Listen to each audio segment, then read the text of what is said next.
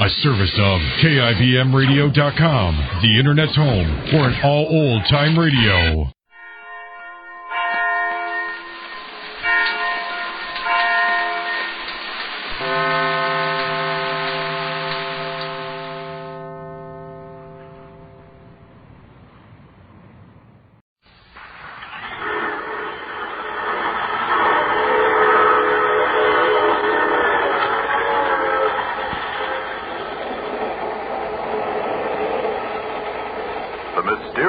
Traveler.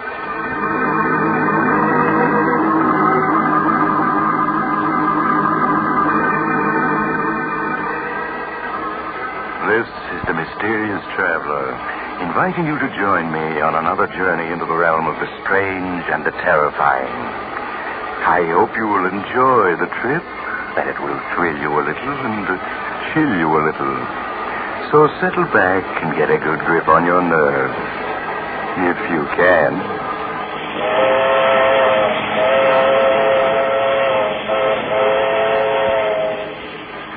Where are we going? Why, today we're going to accompany Mr. Harvey Benson through a fateful 24 hours of his life in a story I call No One on the Line.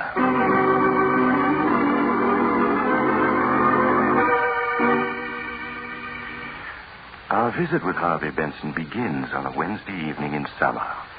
Harvey, a self-made businessman, is smoking a cigar and reading the paper while his wife, Linda, reads a book. It's really quite a picture of peaceful domesticity. Well, that's that. Nothing much in the paper tonight, dear. It's too bad your poker game tonight fell through, darling. I know how you look forward to Wednesday evening. Oh, well, it doesn't matter. Good book you're reading? Oh, yes. Yes, it's very exciting. It's a new murder mystery everybody's talking about. I would have guessed it was rather dull from the way you've been looking at the same page for 10 minutes now. Oh, was I? I must have been wool gathering. Well, I guess I'll go... Oh, the phone. I'll get it, Linda. No, sit still, Harvey. You're tired. I'll answer. No, I insist, my dear. Hello. Hello. Hello. That's funny. No one on the line. Oh, how strange. Maybe the phone's out of order. No, I heard the click as someone hung up when I answered. Oh, but it's not worth wondering about. It's getting late. What do you say we turn in?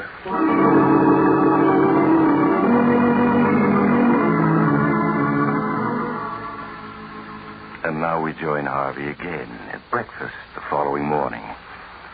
It's getting late, but Harvey lingers over his coffee as if he had the whole day ahead of him. Good coffee, this. Pour me some more, will you, darling? Of course, Harvey. But, shouldn't you be leaving for your office, dear? Oh, there's plenty of time. But it's almost 9:30. You seem very anxious to get me to the office, Linda. You're not trying to get rid of me by any chance. Oh, well, of course not. But you said you had an important appointment this morning, and I yes, just but thought... the fellow will wait. Mighty good coffee, this. Harvey, is there anything wrong? Anything wrong? Yes. You seemed a little odd the last day or two, and this morning... And what's the matter with me this morning? Oh, I don't know that anything is, but you do seem a little strange. Strange? In what way, Linda, my dear?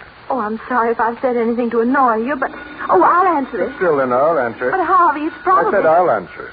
Maybe a call I've been expecting. All right, Harvey. Hello? Hello? Hello? Strange, there's no one on the line. Same thing that happened last night. Oh, how peculiar. Oh, but that phone must be out of order. Yes, I suppose so.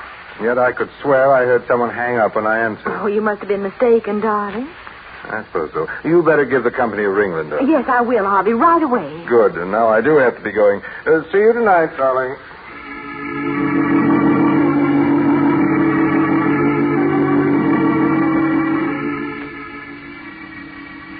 So now we accompany Harvey Benson to his office. Because we're spending one complete day with him, remember? His office is large and luxurious. reflecting the success Harvey Benson has achieved in the world by hard work and constant vigilance. Once arrived there, Harvey plunges into his work until shortly before noon, the sound of the inter-office phone arouses him.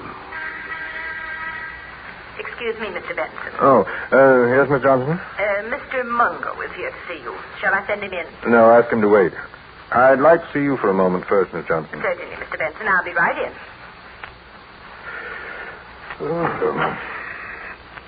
Yes, Mr. Benson? Sit down, please, Miss Johnson. Yes, sir. I brought my book. You won't need it.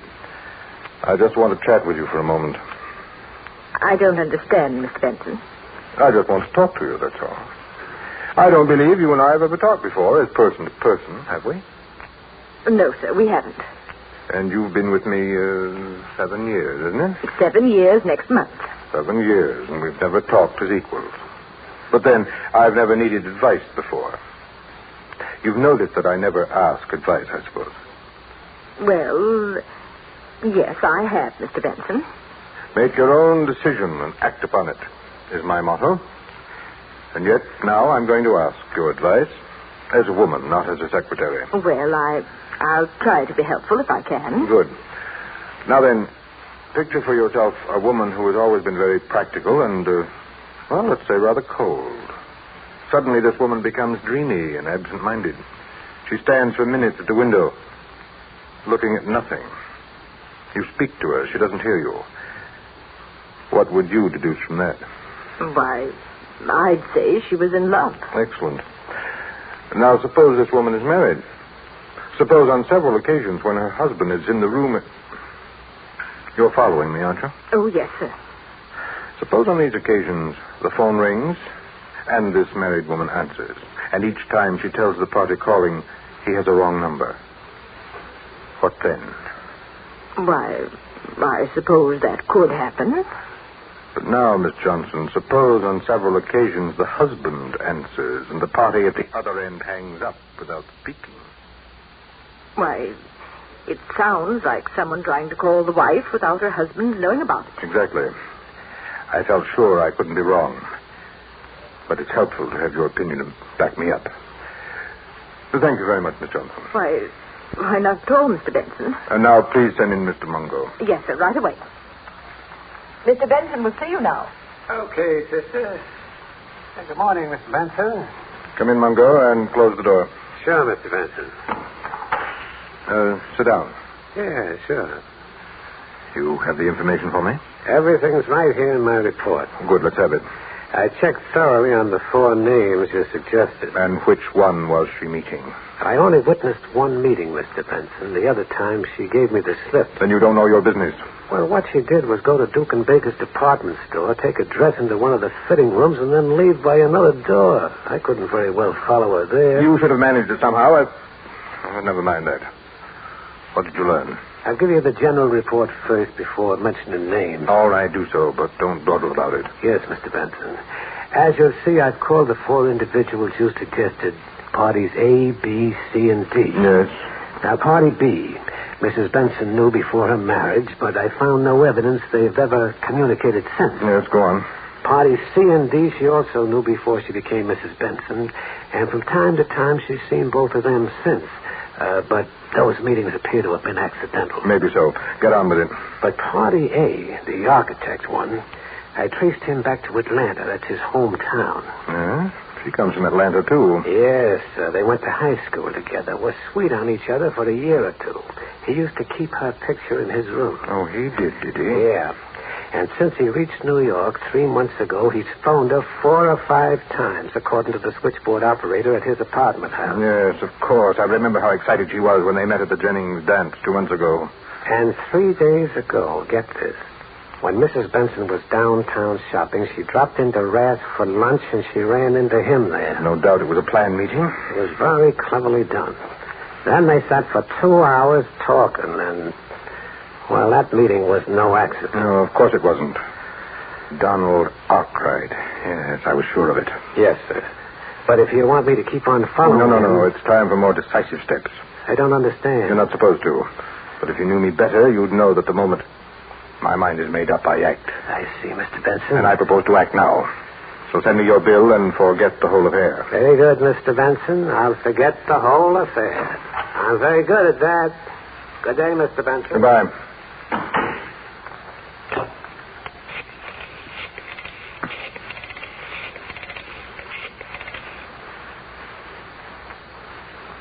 Hello, Donald Arkwright speaking. Oh, hello, Arkwright. This is Harvey Benson. You remember me, Linda's husband? Oh, yes, of course, Mr. Benson. How are you? Fine, thanks. I'm calling because I need an architect. Oh, and you wanted me Yes, to... I'm going to put up a summer place out on Long Island, and I wanted you to draw the plans. Well, that's great, Mr. Benson. Now, what kind of site have you?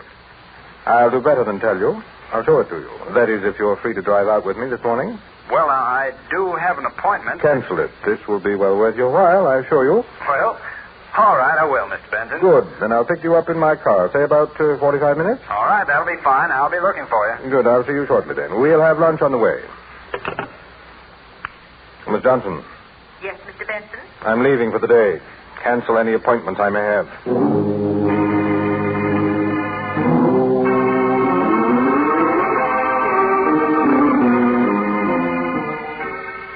Now Harvey Benson leaves his office, and we follow him to the garage where he keeps his car. Well, Joe, you have my car ready? I got it right here, Mr. Benson.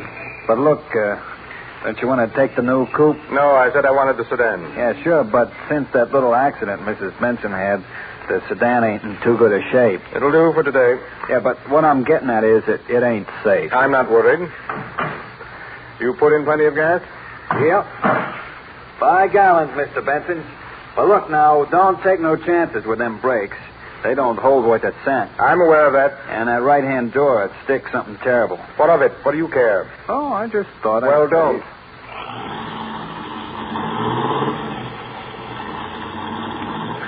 Golly, he's certainly in a hurry. With them brakes the way they are, he'll kill somebody if he ain't careful.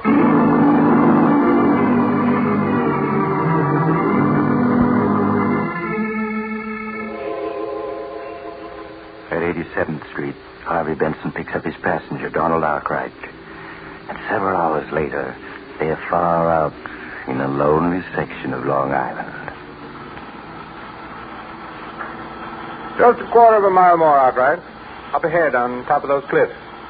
That's where my lots are. I surely appreciate your asking me to prepare the plans, Mr. Benson. Linda suggested you for the job. Said you were a first-rate architect. Well, that's swell of her. I wasn't even sure she'd remember me. Oh, she remembers you very well. I could see how happy she was to meet you at the Jennings party. Yeah, I was tickled that she recognized me. After all, it's 6 years since we last met. Well, why shouldn't she recognize you?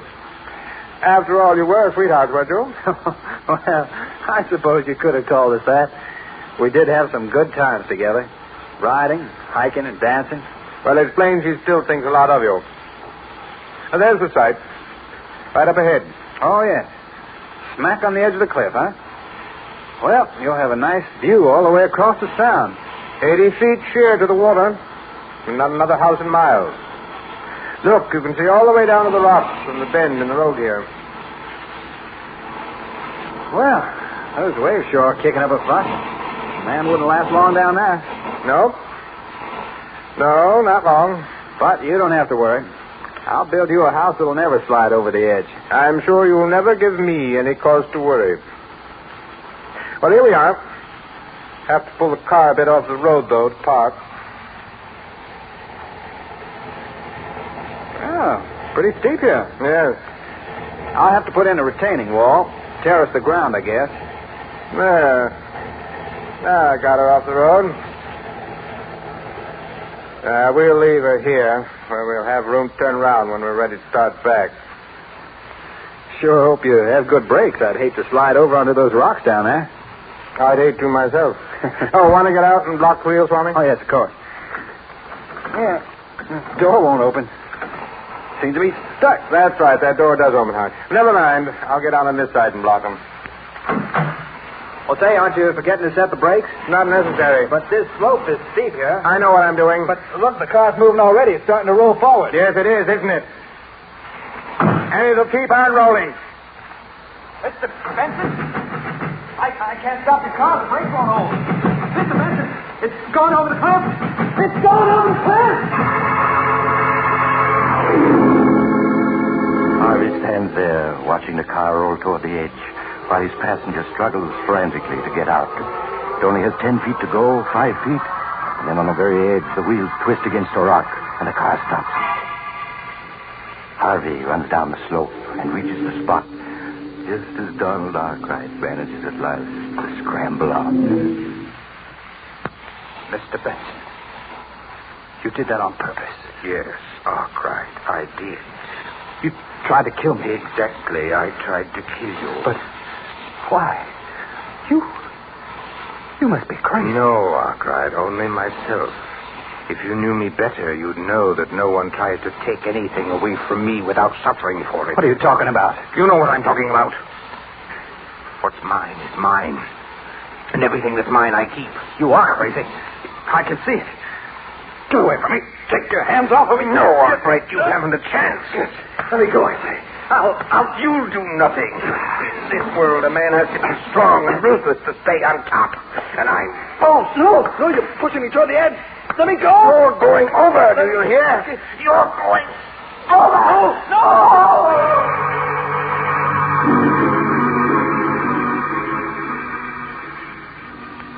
For a moment, Harvey stands, glaring down at the white-capped waters that have received his victim. Then he turns to the car. A quick twist of the steering wheel, a push, and the car is gone. Then Harvey turns away back to the road. He walks a mile, 2 miles, 3, until he gets a lift from a driver who takes him to the nearest state police barracks, where State Police Sergeant Thomas hears his story. Mr. Benson, you say you got out of the car to block the wheels, and the car started rolling forward? Yes, Sergeant. Arkwright tried to open the door, but it stuck. The car was at the edge by the time he got it open. He jumped, but he was too late. I see. All right, I have the details straight. Oh, it was horrible, Sergeant. He was my friend. There was nothing I could do to help. Nothing. Yes, I understand, Mr. Benson. You were quite alone at the time? No witnesses? No, we were miles from the nearest house. Why do you ask? Well, because there's a Boy Scout camp about a mile from there, Mr. Benson. I thought some of the boys might have been within sight. Oh, no. There wasn't anyone in I sight. see. Well, I guess that's all, Mr. Benson. It's just about dark now, so we probably won't recover the body before tomorrow. I'll notify you the minute we do, so you can identify your friend.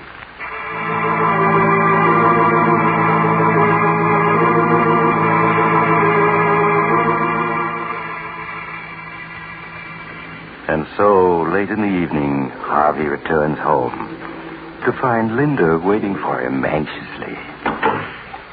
Is that you, Harvey? Yes, my dear, it is.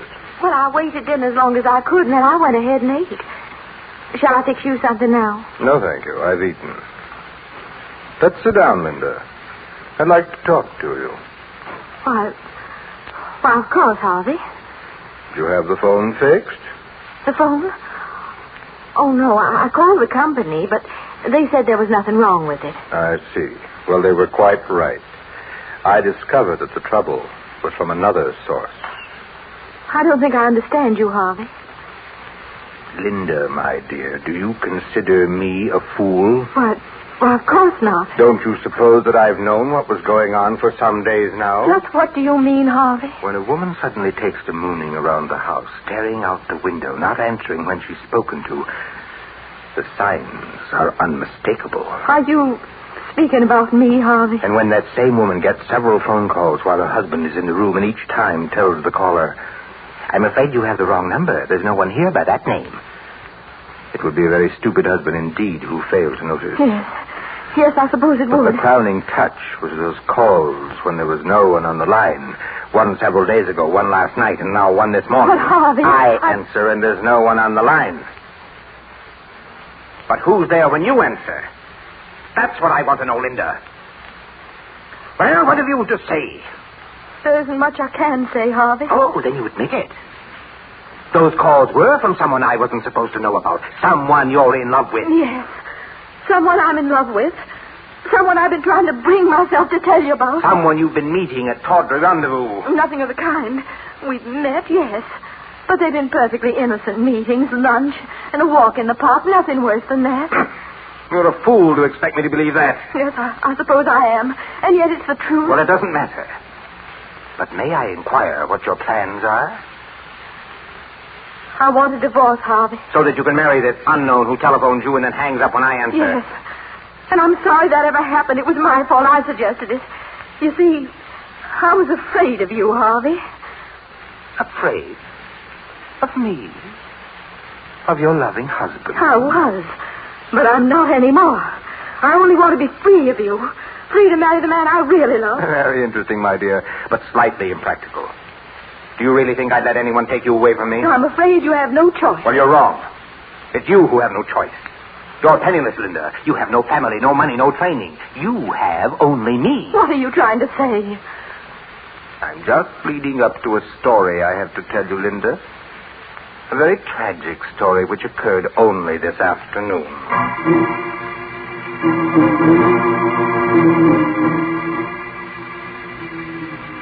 And so Harvey tells Linda the story of the afternoon's events. Well, not the true story, of course, but she guesses the truth as he speaks and recoils in horror when he is finished. Oh, you've killed him. You deliberately murdered him. Nonsense. It was a tragic accident. The police have already exonerated You killed him? Oh, no. No, I don't believe you. You're just trying to torture me. You know me better than that. You know that what I have I keep at any cost. Then you did kill him.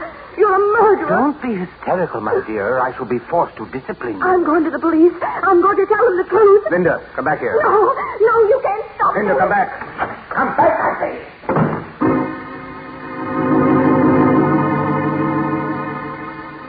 Linda is gone before Harvey can get to the door. Harvey pauses, irresolute. Then he shrugs, turns back, sits down, lights a cigar. Good cigar. I must remember to order another box. And so, Linda, you've rushed off to the police. In your heart of hearts, you hope that I'm lying. Your first move will be to rush to a telephone. You'll put a nickel and dial with trembling fingers. You'll hear the phone at the other end ring. And with beating heart, you'll wait, hoping against hope that Donald Arkwright will answer. But he won't. And then you'll know I've told the truth. Then, will you come back first? Or will you go on to the police? I rather think you'll go to the police. For you are excited just now. And you'll return with a detective or two. I shall have to explain to them, tell them of your hysterical spells. Then you and I will be left alone. And in a day or two, I think we'll leave on a little trip. Yes, up to my hunting lodge, where we can be alone there. And we'll get to know each other well again. Very well. And in the future... the bell. So you're back already, Linda. I guessed wrong. Just a moment, my dear. I'm coming. Harvey crosses to the door, opens it, and recoils in surprise. Good evening, Mr. Benson. Well, if it isn't Sergeant Thomas. And I see my wife is with you. Yes, we met in the lobby. She came back up with me. I'd like to come in. Why, of course. After you, Mrs. Benson. These other men will wait out here. Thank you, Sergeant. And now do sit down, Linda. And you too, Sergeant. Oh, cigar. No, thanks. We might as well waste no time, Mr. Benson. We've recovered your friend's body. Already? But surely you didn't come here to tell me that. They know you killed him, Harvey. They know. Please, Linda, you must forgive my wife, Sergeant. She's overwrought. I suppose she's been babbling some nonsense or other to you? She told me a story. I don't think it's nonsense. Of course it is. She's hysterical. But there were witnesses, Harvey. There were witnesses. What? That's absurd. There was no one within miles. Except a camp of Boy Scouts. 4 of them with a scoutmaster were lying in the grass half a mile away when you drove up. They were watching for birds with field glasses. You're lying. And with natural curiosity, they turned their glasses on you. They saw your struggle on the cliff. No, you're lying. They went to another police barracks to report, or I'd have been here sooner. Here are copies of the affidavits they signed. Affidavit? Yeah. Look them over. Affidavit. 5 of them. Yes, they seem to be in order. So there were witnesses. I dare say their evidence is unshakable. You haven't a chance, Benson. Well, those men outside are city detectives. Are you going to come quietly? Yes. Why not? What else is there to do? You're caught, Harvey, and I'm glad. Yes, I'm caught. But precious little good that'll do you, Linda, because He's dead, do you hear? Donald Arkwright is dead. Donald Arkwright. Yes. You wonder how I knew it was he, don't you?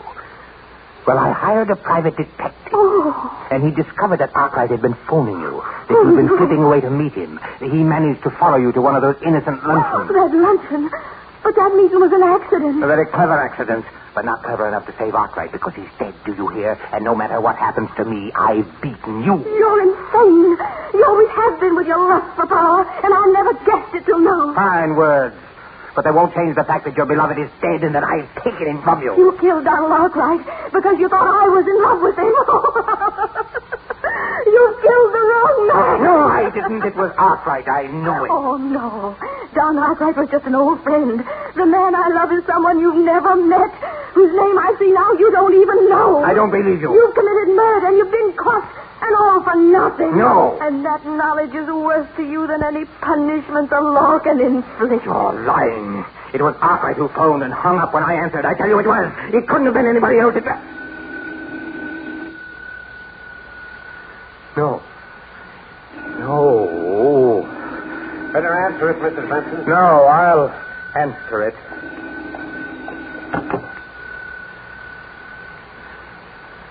Hello? Hello? Hello?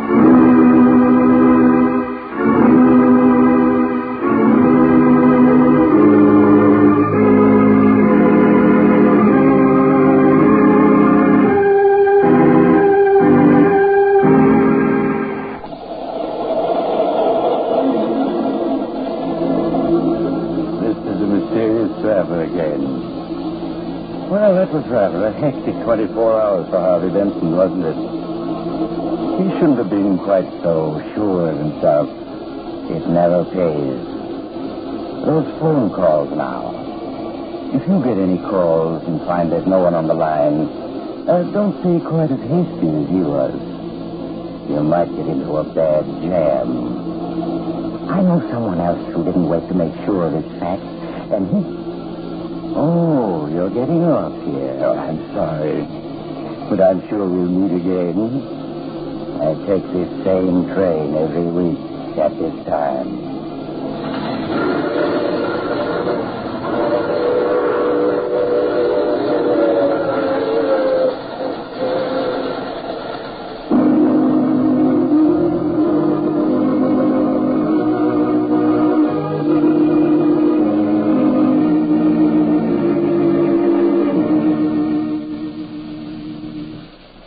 You've just heard The Mysterious Traveler, a series of dramas of the strange and terrifying. In today's cast were Maurice Tarplin, Ted Osborne, Mary Jane Higby, Jack Manning, and James Van Dyke. Original music was played by Doc Whipple. The Mysterious Traveler is written and directed by Bob Arthur and David Cogan.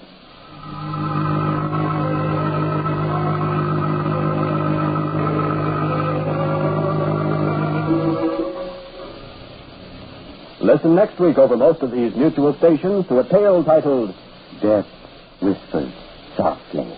Another tale of the Mysterious Traveler. The Mysterious Traveler is presented by the Mutual Network from our New York studios. Russ Dunbar speaking. What could have been in the little black box that led intelligence men, Nazi agents, and Mike Waring, the Falcon, on a chase of mystery and intrigue over 2 continents. You'll learn the answer when you hear Death Comes in Boxes this Tuesday night mystery on The Adventures of the Falcon. Tune in Tuesday for The Falcon. This is the Mutual Broadcasting System.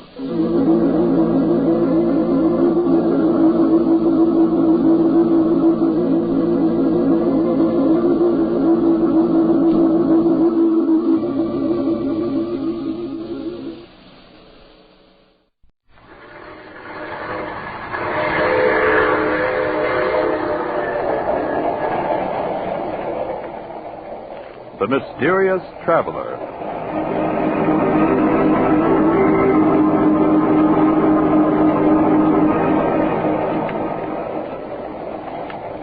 This is the Mysterious Traveler, inviting you to join me on another journey into the realm of the strange and terrifying.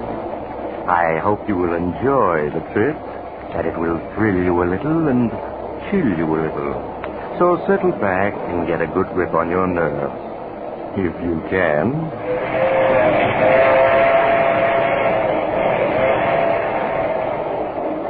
Where are we going? We're going to call on Edward Farrington and his 3 sisters, a little family of 4 who love each other devotedly, and whose story I call The Symphony of Death.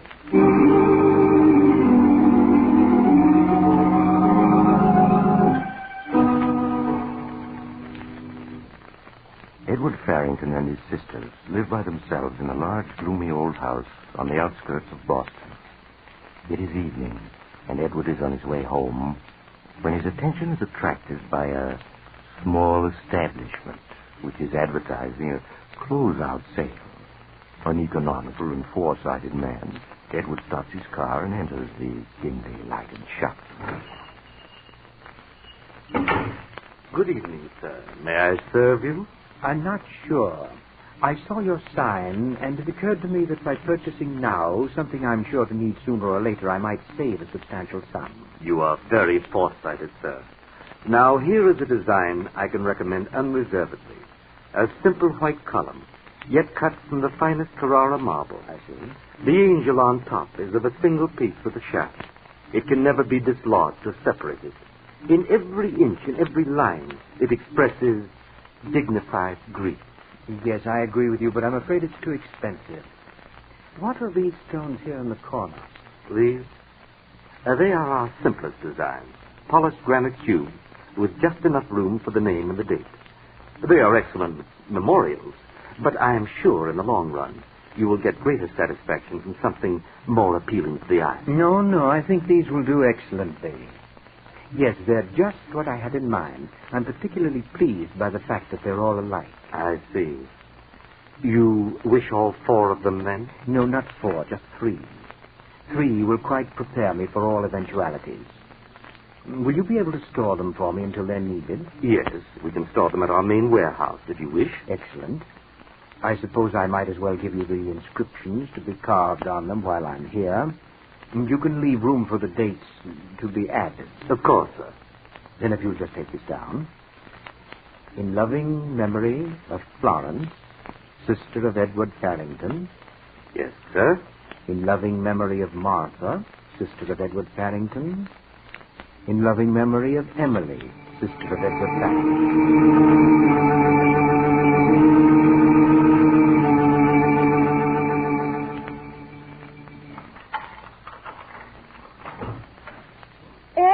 Is that you? Yes, Emily. Oh, you're all wet. Yes, it's beginning to rain. Let me help you with your coat, Edward. I'll hang it up for you. Now, Emily, please don't fuss over me this way. It makes me nervous to be poured at. But I just want to help you with your coat. I can hang it up by myself. Emily, is that Edward? Oh, Edward, you're late. We were worried about you. I'm here, and I'm perfectly all right, Florence, as you can see. Now, is dinner ready? Oh, yes, Edward. Martha has everything ready. Martha, Edward's home. What? Oh, it's you, Edward. Well, we were worried about you. Martha, I've told you not to worry if I'm a few minutes late. Well, I suppose we just can't help it, Edward. Now we'll eat. And perhaps after dinner you will play the piano for us. Oh, will you, Edward? Please, say yes.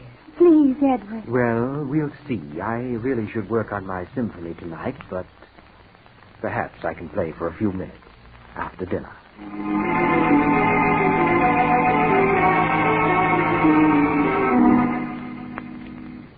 And so, after dinner, Edward played for his sisters on the great piano in the library. Emily and Florence crowded close to him as he played, and Martha, busy with her knitting, sat and watched them with fond gaze.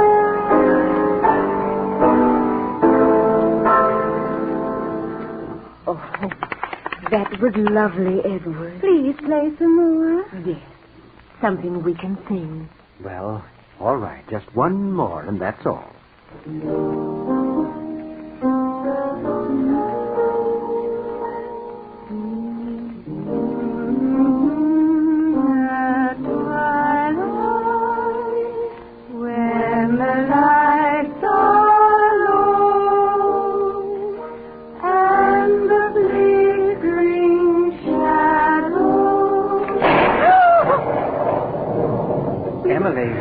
It's just thunder. You mustn't jump like that. It can't hurt you. I know, but I can't help it. I like thunderstorms. I like to watch the lightning. I think that's enough for tonight. Now off to bed, both of you. All right. Good night, Edward. Good night, Edward. Good night, Emily, Florence. Well, I suppose I might as well go to bed myself. No, Martha, don't go yet. I want to talk to you. To me? Yes. What about Edward? How old are you? How old? I'm 35. Oh, no, why be silly about it? I'm 37. You ought to get married. You still could, and you owe it to yourself. I shall never marry Edward. I promised Father that I'd look after things and keep the four of us together as long as we live. And I will. As long as we live. But perhaps we'd be better off if we weren't together. You can't mean that. But I do. I need solitude in which to finish my book and my symphony. It's very distracting, you know, to have the three of you constantly hovering about me. You're just feeling blue tonight. You wouldn't be happy without us any more than we would be without you. No, we'll all be together, the four of us, as long as we all live. Well, now I'm going to bed. Good night, Edward, dear. Good night, Martha. We'll all be together, the four of us, as long as we live. As long as we all live.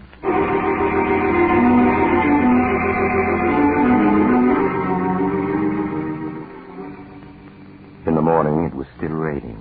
After breakfast, Edward shut himself in the library to continue work on his symphony. Doesn't Edward play well, Emily? Edward's a wonderful player. Let's listen a minute before we go upstairs. Do you think he'd really mind if we went in? If we just sat very quiet? I don't think so. We'll be very quiet.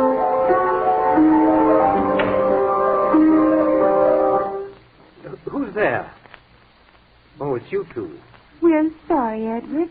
We didn't mean to disturb you. We'll go right away. No, you don't have to go. You mean we can stay, Edward? For a minute. I'm going to stop for a smoke. I'll bring you the cigarette. Oh, the cigar box is empty. Empty? Why, I was positive I had plenty of cigarettes. That's why I didn't buy any yesterday. You did have a lot yesterday. I saw them. Well, they're gone now. Then I suppose I'll have to drive down the hill to the drugstore and get some more. And that will mean I'll get nothing done this morning, nothing whatever. I wish I had someone I could send for them. Edward, let me go for you. In this rain? Why, you'd get soaking wet, Florence. Wait, I could take the car. Take the car in weather like this? But I'm a good driver, Edward. You once said so yourself. And I have a driver's license. You know I have. You helped me get it. Yes, that's true. Well, I'd be very careful, Edward. Well, You must promise to drive very slowly down the hill to town. Oh, I will, Edward. All right, then, Florence. Here's the key to the car. The old car, of course. Now be very careful. Oh, I will. I promised I will. May I stay and listen until Florence comes back? Well, I suppose so, seeing you're here already. You don't like us to be around, do you? Sometimes I think you don't like us at all anymore. Oh, that's nonsense. It's just that I'm trying to get a great piece of music with you, and you keep disturbing me. Oh, there goes Florence in the car now. She's going fast. Florence likes to go fast. And then step on the brakes. She promised to be careful. I know, but she forgets. Well, I'm sure she'll be all right. Now I must get to work.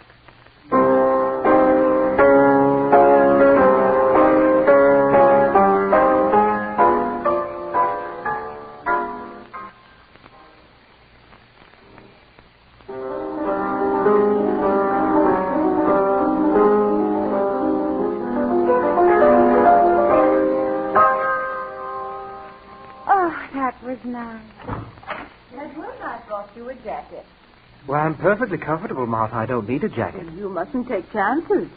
Here, put it on. Oh, all right. What?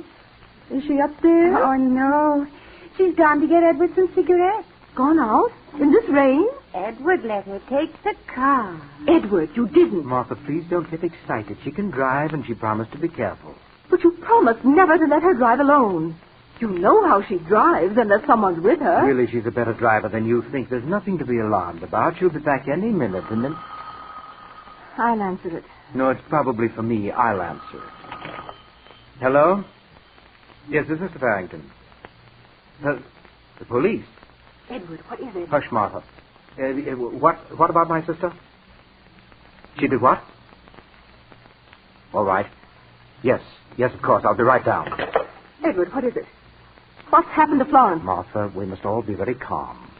Florence has had a terrible accident. No. The brakes of the car apparently gave way at the bottom of the hill. Florence ran off the curb and crashed into the rocks there. She was killed instantly.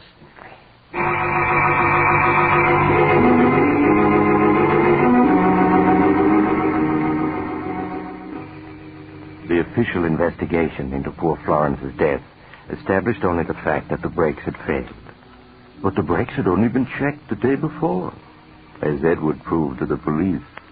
Accordingly, they ascribed death to an unfortunate mechanical failure and closed the case.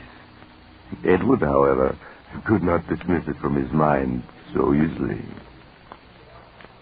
Edward, you can't go on like this day after day, brooding about poor Florence's death. Oh, my dear, I blame myself for it. If I hadn't let her take the car. I know, Edward. Why don't you try to work on your symphony? It'll help take your mind off Florence. No, I can't possibly do any work on that yet for a while. No, but I have another notion. I think I'd like to write our family history. Oh, family history? Yes, and it seems to me that once in Mother's old trunk in the attic, I saw a lot of letters that were written to her by relatives. Are they still there? Why, yes, they are. I'd like to look them over. They might help me get started on my history. Will you show me where they are, Martha? Why, yes, of course. We'll go up to the attic, and I'll get them out for you right after lunch.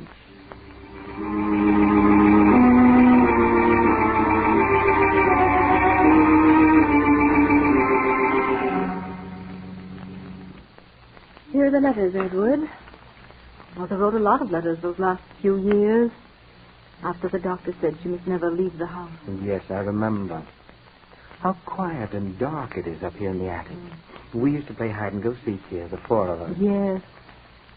Until Mother died. I've often wondered about that. She fell from one of these attic windows, I remember. She was leaning out, looking at the river, and she slipped. Yes. It was that window there. The one looking down into the courtyard. I'd like to look at it. Oh, the catch is stuck. Will you help me open it, Martha? Well, all right. There. It's almost 50 feet down to the courtyard. She was killed instantly, wasn't she? Yes. But let's close it now. In a moment. Martha, did Mother really slip and fall, or did she throw herself out? What makes you ask that? I was only 8 at the time, but it seems to me Mother was wandering badly in her mind there at the end. And then I recollect hearing Father say something about an asylum to Uncle George. Edward, you mustn't say that ever again. It would terrify Emily. But it's true, isn't it? Yes, it's true. Poor Mother. It's strange you calling her Mother because she wasn't really your mother. No, but I always think of her as Mother. I was only 2 when Father married her. Poor creature. Let's believe that she slipped. It would be easy to slip from this window, wouldn't it? Well, the sill isn't very low. Yes, but lean out a little farther and see how easy it would be. No, a little farther. You see how overbalanced one becomes? Yes, you're right. Now, help me back, Edward. Of course. Martha, catch yourself. Martha!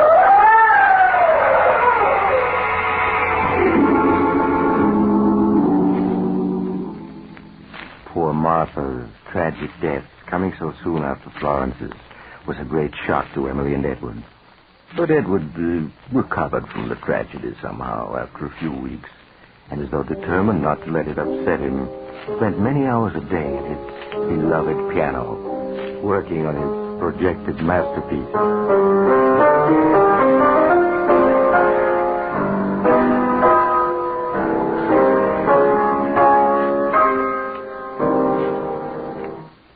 Oh, Edward, that was wonderful. You played just like you used to, before Florence and Martha died. Yes, I'm getting my old touch back. You don't mind my coming in to listen, do you? Not today, but Emily, you have been disturbing me these last few weeks. Must you follow me around all the time? But, Edward, you know how much I like to be near you. And now that Florence and Martha are gone, I haven't anyone else to talk to. Yes, I know that, but I can't get any work done unless I'm left in peace. I won't bother you anymore, I promise. You know, I do miss Florence and Martha. Of course you do.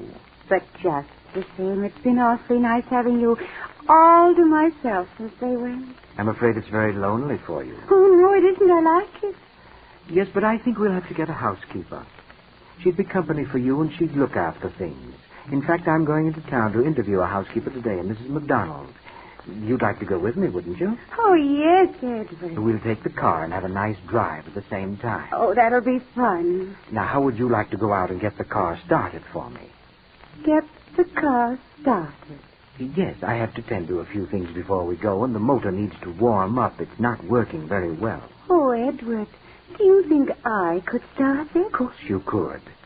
Just turn on the switch and step on the starter, and then let it run until it's good and warm. All right, Edward. May I have the key?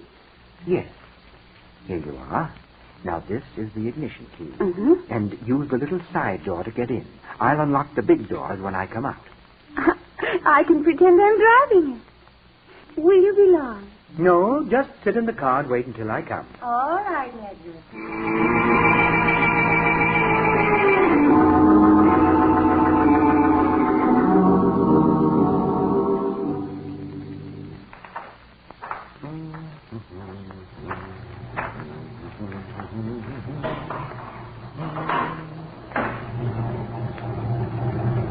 Here I am, Emily.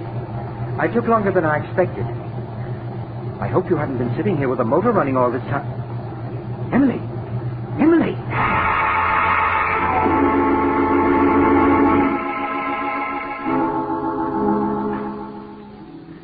With Emily's unfortunate death from carbon monoxide poisoning, Edward Farrington was left quite alone in the great old house. His neighbors saw little of him, though they could hear him at his piano for many hours each day. They knew, however, that a week after Emily's funeral, he hired a housekeeper, Mrs. McDonald, to take charge of the house for him. Now, Mrs. McDonald, this is your first day, and before you start, I'd like to explain a few things to you. Of course, Mr. Farrington. As you know, I've suffered the tragic loss of all my sisters in the past few months. Oh, yes, sir. A great sorrow it must have been. But they do say tragedies come in threes. Indeed, they seem to. But I'm sure I'll be quite comfortable now with you to look after me. I surely hope so, sir. I'm certain of it. Now, I'm a rather moody man, and I'm working upon some music for which I have great hopes. Yes, sir. Above all else, I wish to be left alone. I do not want to be disturbed. Is that understood? Quite, Mr. Farrington. You may call me at mealtimes. At all other times, I prefer that you do not even enter this part of the house. I understand. Good. That's all, I think. Just put up with my little oddities, and we'll get along very well. Yes, sir. Then I'll see about the ordering for dinner now, sir, if you'll excuse me.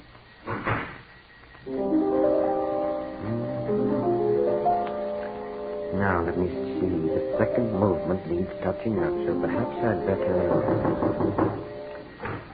What is it, Mrs. McDonald? I thought I said I was never to be disturbed. I'm very sorry, sir, but there's a gentleman come to see you. It's Detective Barnes, sir, from the police. From the police? Am I to be bothered with more stupid questions? Well, show him in. I suppose I must see him. Yes, sir. Will you go in, sir? Thank you. Good morning, Mr. Farrington. You remember me, I think. Yes, Mr. Barnes, I remember you. In view of the number of ridiculous and unnecessary questions you asked me after the deaths of my poor sisters, I have good reason to remember you. I've come to ask you more questions, Mr. Farrington. Tell me, did your sister Emily have a driver's license?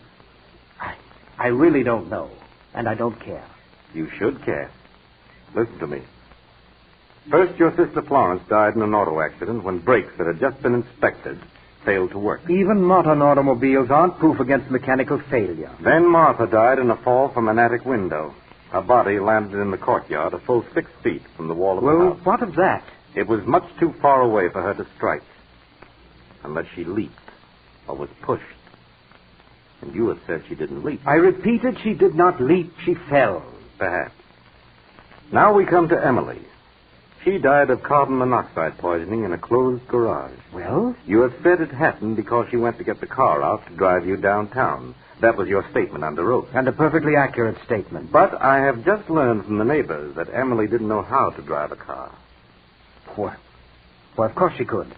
Furthermore, they say her mental condition was such she could never learn to drive. Well, perfectly absurd. Did she have a driver's license? I repeat, I do not know. Because if she didn't, your statement is false. And if any part of your statement proves false, Mr. Farrington, I trust I make my meaning clear. Mr. Barnes, you can't show one jot of evidence to back up your ridiculous suspicions. Any court in the land would laugh at you for them. I can show no direct evidence. But there is such a thing as circumstantial evidence. You haven't even any circumstantial evidence. I have a world of it. The brakes on your car failed, and you are an amateur mechanic. Well? Martha's body falling so far from the building that she must have been pushed. Mere conjecture. Finally, Emily dying in a car she couldn't drive. Though you have said she was going to drive you downtown. And she was.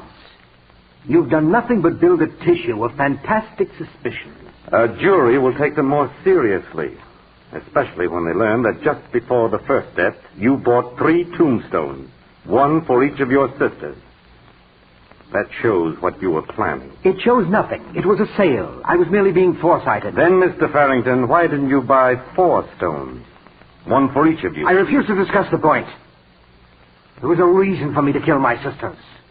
No normal reason, perhaps.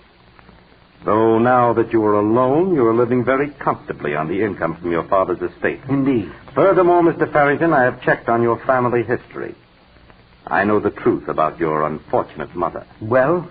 The fact concerning her might cause the jury to look differently upon you. It might influence the jury to bring in a verdict of murder while of unsound mind. Get out. Get out of this house, do you hear? You can prove nothing. Nothing whatsoever. All right, Mr. Farrington. I'm going. But I'll be back. No, wait. I'm ill. Help me, Here, sit here. That's it. It's my heart. There's medicine in my desk drawer. There. A small bottle. The desk here? Here's the blue bottle. Is this it? Yes. Hurry. There's water in the thermos jug. Yes, I have it. Here's the water and the pill. Swallow it. Yes. Thank you. That's better. The pain is going away. Then, Mr. Farrington, I'll be on my way. I warn you, I'm going to check as to whether Emily had a driver's license. Today is Sunday, so it may take me a few hours. But if I find she had no license, I'm going to return with a warrant for your arrest. No, there's no need for that. Of course the poor simpleton had no driver's license. I should have thought of that. I should have thought of that. Then you admit you killed her? Certainly I did. Why shouldn't I? She annoyed me. Me, a genius. I'm afraid a jury won't care whether you're a genius or not, Mr. Farrington. Do you suppose I care what a jury thinks? A genius is not answerable to the laws that bind other people. The law does not agree with you. The law? What do I care for the law? You think you've trapped me, don't you? But you haven't. You hear, you haven't. I think I have, Mr. Farrington. You fool. No one is going to put Edward Farrington in an asylum. No one. In a minute, I'll be beyond your reach. What do you mean? I mean that tablet you so obligingly got for me is a deadly poison. Poison that I bought months ago. You and your circumstantial evidence. You're never going to get a chance to use it. Never get a chance to blacken my name. But Detective Barnes. Yes? What is it? Promise me one thing. Promise me you won't let them bury me with my sisters.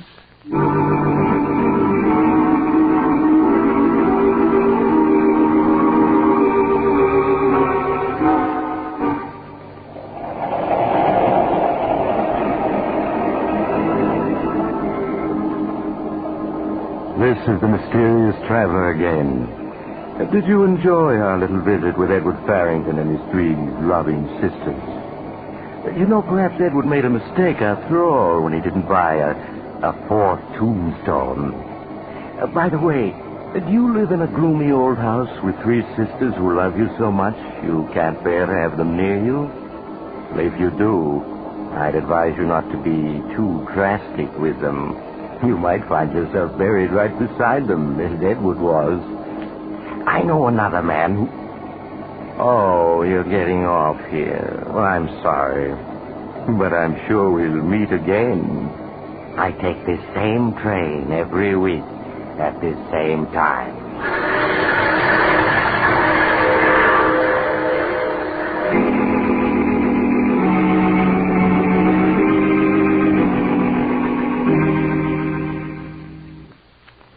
You've just heard The Mysterious Traveler, a series of dramas of the strange and terrifying.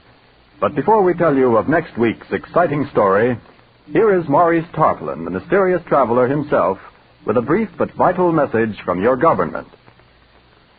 You all know that the stories we tell on this program are just stories, designed to entertain you, but not to be taken too seriously.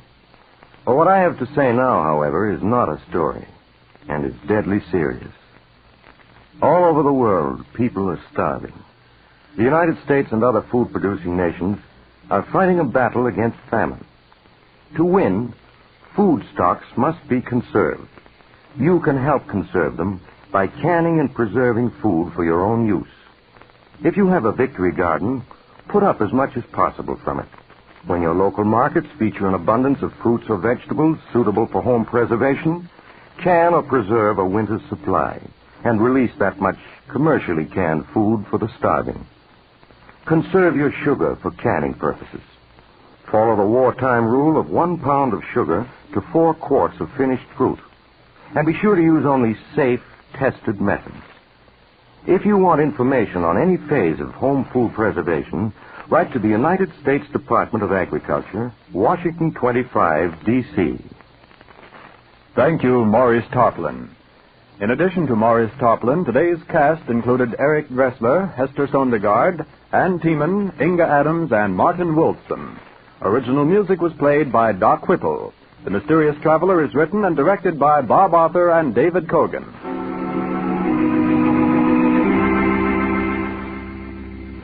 Listen next week over most of these mutual stations to a tale titled As I Lie Dying. Another Tale of the Mysterious Traveler.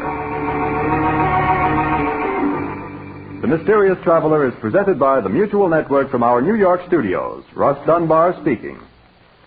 Stay tuned to this station for another exciting crime drama, True Detective Mysteries, which immediately follows station identification. This is the Mutual Broadcasting System.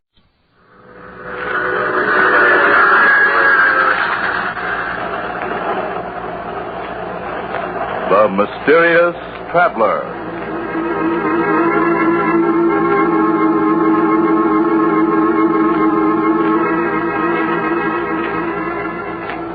This is the Mysterious Traveler, inviting you to join me on another journey into the realm of the strange and the terrifying. I hope you will enjoy the trip, that it will thrill you a little and chill you a little.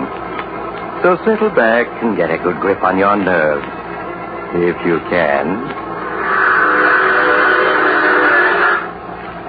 Where are we going? Why, tonight we're going on a little excursion into the realm of pure imagination.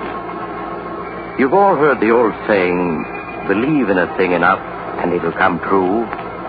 Well, just suppose many people came to believe in something that couldn't possibly be real.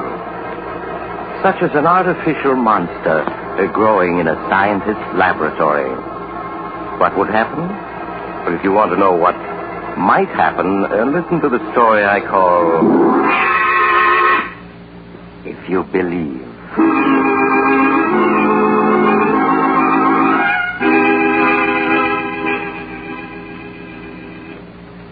My story begins in a rambling old house deep in the woods. In a homemade laboratory, gray-haired Professor Jonathan Davis is peering eagerly into a large glass container that holds an odd, transparent, jelly-like substance. Ellen! Oh, Ellen! Yes, sir? Ellen, come quick. I'm coming, dear. What is it? Ellen, look. I think I succeeded, did I? Oh, Dad. You look. Your eyes are better than mine. Yes, isn't there movement in the protoplasm this time? Isn't it stirring? Just a little? No, Dad. There isn't any movement. No? You're positive, Ellen? I was sure I saw some sign of life. I'm quite positive, Dad. Now, please, won't you admit that what you're trying to do is impossible? No, Ellen, no. I will succeed. I know it. Now, come, we've got to try another feeding mixture. If you hand me the saline solution and dextrose, and I'll begin again.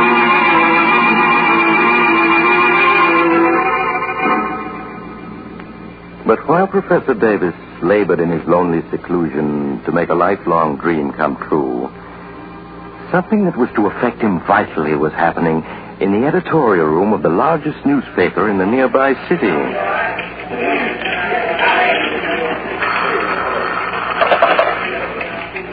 Steady desk, Benson speaking. Oh, hello, Mr. McGuire. Yes? Well, yes, sure. I've been reading Dan Duncan's special features. I edit them. I see. You don't think they've been colorful enough lately, huh? Well, to tell the truth, I agree with you. I've been meaning to speak to him about it. Yes. Sure, I'll do it now. He just came in. Right. Good night, Miss McGuire. Hey, Dan. Yeah, Joe. What cooks? The big boss just phoned down. What's he want? Well, frankly, he thinks you're slipping. McGuire thinks I'm slipping. Well, I like that. That's what he said. And I've done everything to get hot material except to go out and commit a murder myself. Well, maybe he's tired of murders. You want to know why you don't turn up something like that haunted house story you did last spring? Why I don't. That was a good story, wasn't it? It was, honey. Yeah. Especially the description of the way the ghost of the drowned girl walked around the house, leaving wet spots where it stepped. You know, I caught a heck of a cold walking around in wet socks to make those footmarks. No more than you deserve for faking a story. Yeah, faking a story. Listen, Benson, any time a million readers believe a story, it's true. And they believed in that ghost. Every one of them. I'm not saying they didn't, but McGuire wants another story just as good. I got a good mind to tell the old buzzard to fly a kite. Another story like... Hey. Huh? What is it? I think I got it. Hey, Ted. Ted Jones. Oh, yeah, Dan? Front and center. Oh. Yeah, what is it, Dan? All right, dump your camera on the desk and sit. Okay. Now, tell me, what was that story you told me last week about some professor living up in the woods back at town? Never coming out of his private lab. Oh, you mean Professor Davis? Yeah, that's the one. Yeah. Oh, what about him? There was a fuss over something he said in a lecture one day, wasn't there? A fuss? Well, it was more like an explosion. Hey, wait a minute. I remember that case. Professor claimed he could create an artificial man, wasn't that it? No. He said that an artificial man might be produced someday. Might be. Well, the paper said he claimed he could create one. Yeah, I know. Well, it made a good story, didn't it? And drove Professor Davis out of the university into retirement. Oh, the school didn't like the publicity. Water under the bridge, kid. Anyway, here's the old professor working away secretly for the last 5 years. All alone? No, he wasn't all alone. His daughter Ellen's with him. How old is she? Oh, she was 15 then, so... She's 20 now. Good looking? Well, I was in Professor Davis's class. I remember her as a skinny brat with yellow hair. Yeah, good, a blonde. So here's the prof secretly working with his beautiful blonde daughter at what? I'll bite. What? Why, he's trying to prove he was right. He's trying to create an artificial man. Say, you've got something there. Oh, now, wait a minute. You don't know Professor Davis is trying to create artificial life? Well, we soon will. You know where his hideout is, don't you? Yeah. All right, then grab your camera. Let's get going. Oh, now, wait a minute, Dan. Suppose you find Professor Davis is... Ah, forget it. Benson, save me 2 columns. Come on, Ted. We're on our way.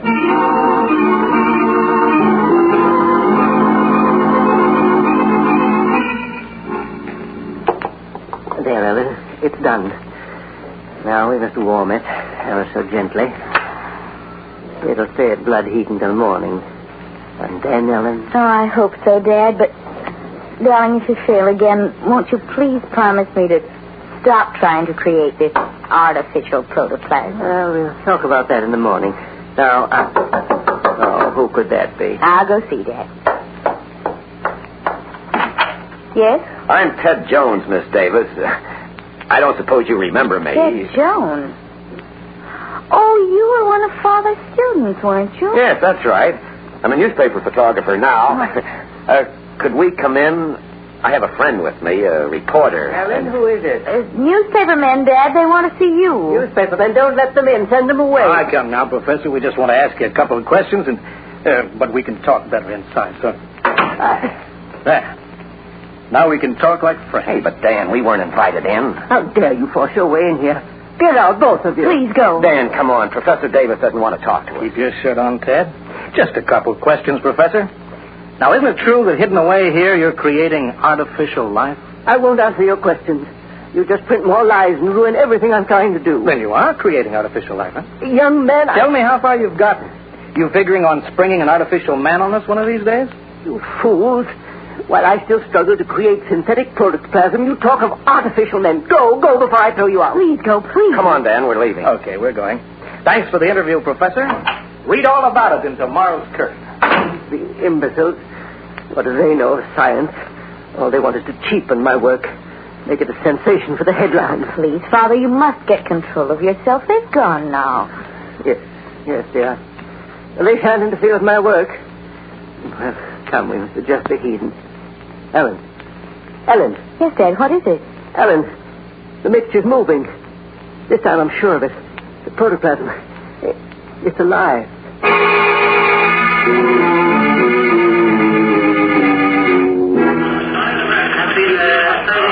Say, Dan, this is something. Behind bolted doors, deep in the woods, Professor Jonathan Davis toils night and day to create the world's first synthetic man. In a great vat lies a strange caricature of humanity.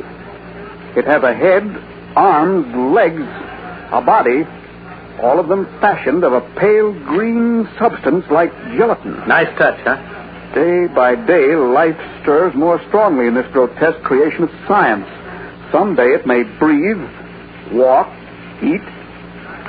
Now, look, Dan, aren't you going pretty strong? Ah, forget it. The old man wants a story, doesn't he? Besides, the professor really is working on synthetic protoplasm.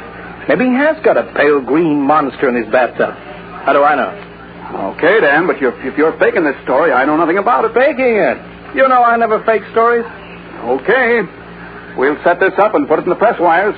By noon tomorrow, 40 million people will be believing in Professor Davis' artificial monster. By noon tomorrow, I'll be believing in it myself.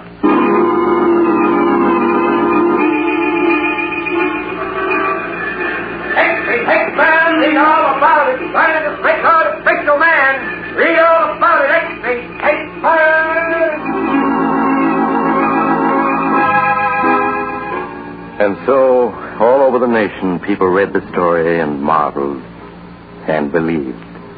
While in the laboratory, hidden in the woods. Oh, look. This time it is alive. It is. There can be no doubt of it. The liquid is certainly moving, Dad. Yes, see? And the protoplasm is breathing. Listen. You can hear. I've created artificial life, Ellen. Yes, I'm afraid so, Dad. Afraid so? What do you mean? I've actually their papers down at the university when they hear of this. It's grown since last night. Yes, it has. The cells are multiplying like true protoplasm. That's why I transferred it to the staff tank. Now I must add salt, acid, phosphorus. Oh, that must be grocery boy. Excuse me, Dad. Yes? Oh, you. Miss Davis, I hope that you'll let me apologize. We have nothing to say to you. Please don't shut the door before I explain. Explain? There's nothing to explain. You force your way in here. I came to apologize for that. Well, have you seen the morning papers? We're not interested in the papers. I'm afraid you'll be interested in this one. Look. Oh, how outrageous. That story of your father creating an artificial man is in every paper in the country, and I feel I'm to blame, and I want to make up for it. Can't I come in so we can talk? I guess you'd better, Mr. Jones. But Dad mustn't see this paper. Oh, no, of course not. Won't he recognize me? No, I don't think so. He's very nearsighted. I'll just tell him that you used to be one of his students. And if you'll tell me the real truth, I'll try to get the paper to understand that Dan Duncan just made up his story. Who is it, Ellen? It's Ted Jones, Dad, one of your former students. He called to say hello. Jones? Yes. Ted Jones.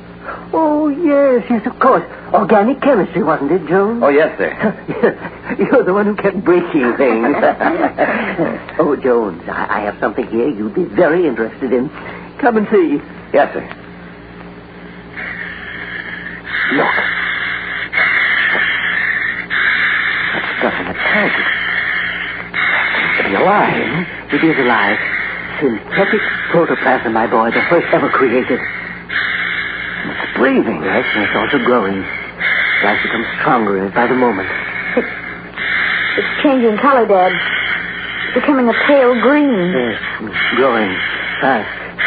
Very fast. I never dreamed the success would come so completely. Hi, Ted. I thought I'd find you here. Why, Dan. Dan Duncan himself. Hiya, Professor. What do you want here? Oh, just a few pictures. Shot of you in your lab, so forth. You have the nerve to come here after what you've done. What I've done? You haven't seen anything yet. You and your father are big news now. You're going to be bigger. Dan, you'd better go. Better go? I don't follow you, kid. I said you'd better go. There isn't any story here for you. No story? Hey, what's eating you? Aren't you here to get a follow-up? No, I came here to get the truth. Something you wouldn't be interested in. Hey, what kind of talk is that? Are you going to go, or will I have to throw you out? Throw me out? Now, listen, kid. You want me to try it? All right, I will. Okay, I'm going. Take your hands off it. But don't think you can get away with this. You're fired. And that's all right with me. As for you, Professor, you and your artificial man are going to be so well known in a day or two, you'll be getting offers from Hollywood.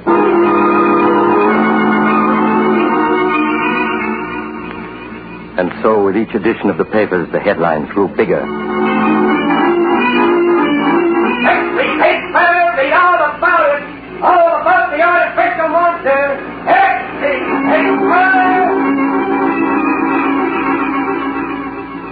The telegraph wires carried editorials condemning Professor Davis. Is it a man or is it a monster Professor Davis has created?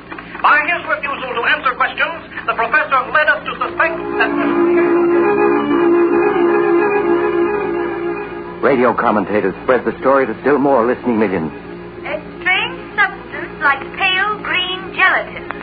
Now it moves and stirs in its confinement, seeking to escape. This strange creation of the senses. And speakers denounced Professor Davis. And I ask you, can science be permitted to venture into these forbidden realms unchecked? Who knows what horror may emerge from the laboratory if we are not careful? This mad thing must be stopped. Stopped!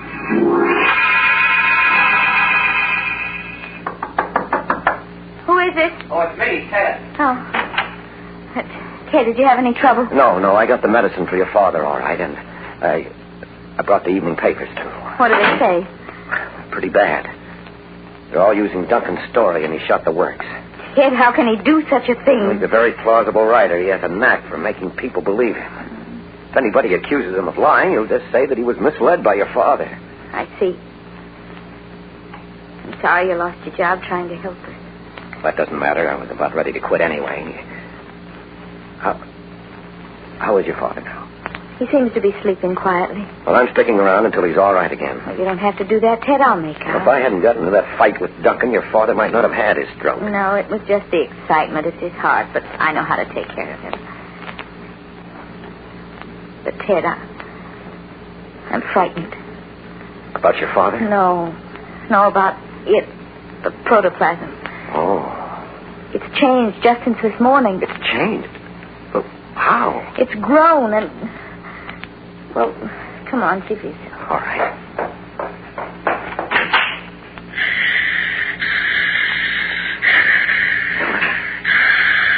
Ellen, it seems to be taking on shape. Yes, and it looks... Oh, Ted, it looks like green gelatin. The way Duncan describes it. And look, there's a vague shape like a head and the rough outline of arms and legs. Oh, it isn't possible. It shouldn't be, but it's happening. Something terrible is taking place inside that glass tank. I don't understand. Your father certainly never intended to create this. You know, all afternoon I've been wondering if Father really has created it. I don't follow you, Ellen. You mean some outside force might be responsible? Ted, you know the old saying, believe in a thing enough and it'll come true. Yes, of course. Well, I think that's true. The power of belief is a tremendous thing. People begin to believe that there's going to be a depression, and there is a depression. But, Ellen... They begin to believe that strangers and foreigners are enemies, and pretty soon they are enemies. They believe there's going to be a war, and war comes. Well, that's true, but what are you getting at?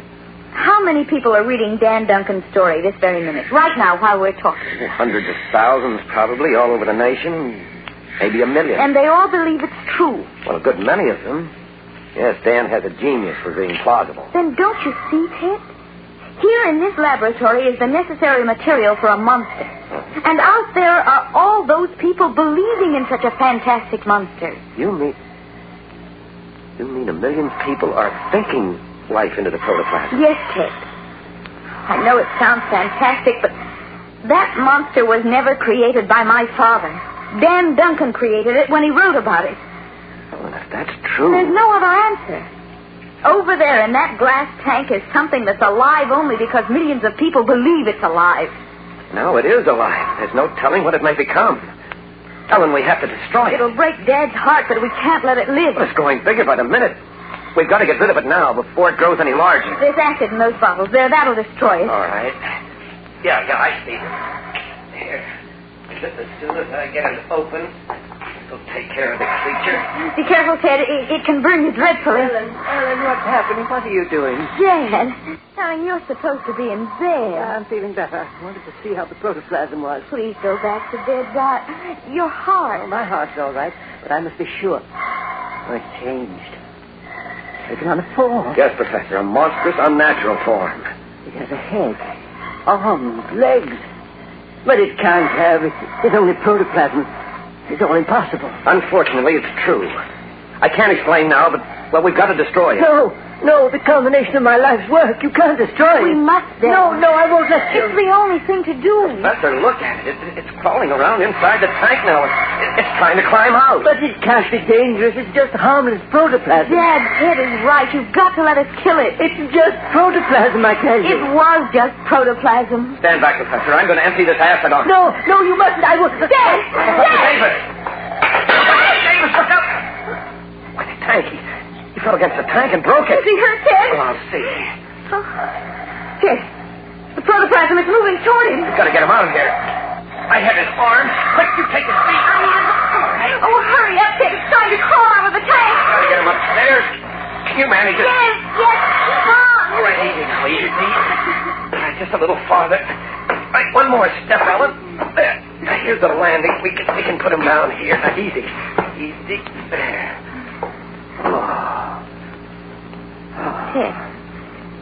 Ted, I can't find his pulse. Let me try. Dad? Ted, it's no use. He's gone. I'm afraid so. His heart failed him. I've always known it would someday. Ted, down in the laboratory. Yes, it's moving. Look, it's gotten out of the tank and it's crawling all around the lab. And the only way out is down those stairs and through the lab. We're trapped up here.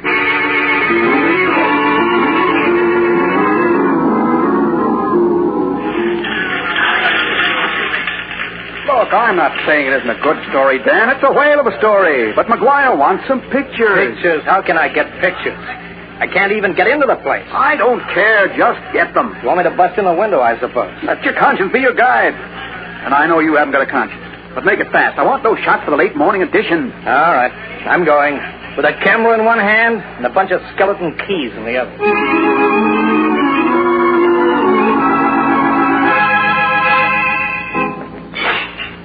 It's looking for food, Ted. Yes, and it's getting frantic. Look how it crawls back and forth through the lab. It's been doing that for an hour now. Look how enormous it's grown. Suppose it tries to come up these stairs to this balcony. Well, it may not. It has no eyes, no intelligence. It's just protoplasm, blindly seeking food. But suppose it does try to come up the stairs. Well, then we'll stop it. I have the gun here that I found in your father's desk. I'll use that on it. I don't think it would even feel a bullet. Well, we'll see. There. There, it's on the other side of the lab now in plain sight. Stand back there, and I'll try a couple of shots. I hit it. It didn't even notice. No. If we could only reach those bottles of acid, that would fix it. But every time we've started down the stairs, it's rushed over to wait for us. Must feel the vibration of it. I'm going to take one more try. Ted, please be careful. Yes, I will. I'll tiptoe down one step at a time. Perhaps I can avoid attracting its attention this time. What's it doing now? Lying quiet, as if it was listening. Only lie quiet a few seconds more. I'm almost at the bottom. Ted, quick! It's coming this way! Oh, Ted, it almost got Yes, you. it did touch my foot, but I wasn't interested in getting any better acquainted. What are we going to do now? I don't know, Ellen. If we could only reach that acid. Say, I wonder if it would make any difference if we turned out the light. They can be controlled from up here, can't they? Oh, yes, but what good would that do? Well, in the dark, it might become inactive. Some elementary organisms are like that. Well, we can try it. Okay, I'll turn out the lights. There. Pitch black now. But it's still moving around. Well, just wait a moment. Listen. What is it? I heard footsteps outside the house. Footsteps? Just listen.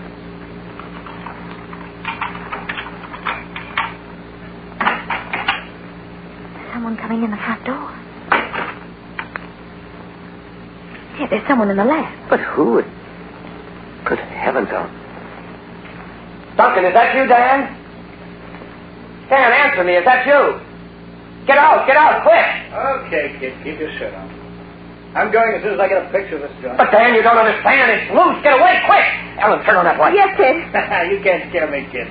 I came to get a picture, and I'm going to get it. Run, Dan, run. Ellen, don't look.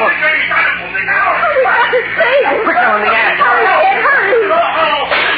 Here, you take this bottle. I'll take one. We'll break them over, understand? Yes, Ted. Well, come on, then.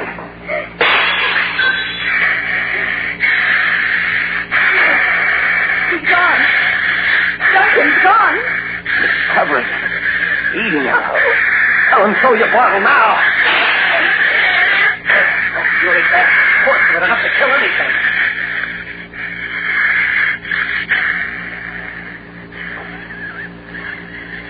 The acid is burning into it. It's killing it. Ellen is dying. It's not moving anymore. It's not breathing either. We've killed it. It's starting to melt away. It's dissolving. Now that it's dead, it's turning back into the liquid it started from.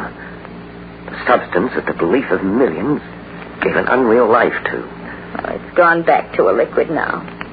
There's nothing left of it. It's gone as if it had never existed. Except for Dan Duncan. Oh, dear. There's nothing we can do for him, Ellen. He's dead. He created the monster. It's killed him.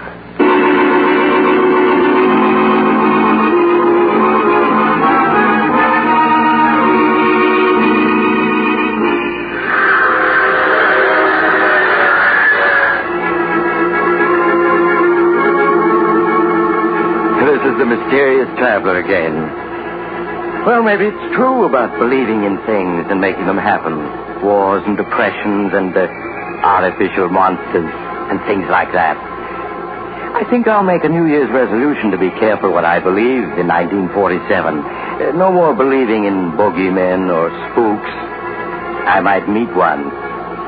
Instead, I'll try believing in some of the nicer things for a change, such as peace and goodwill among nations. Well, if I can get enough people to join me, maybe they'll come true and... Oh, you'll have to get off here. I'm sorry. But I'm sure we'll meet again. I take this same train every week at this time.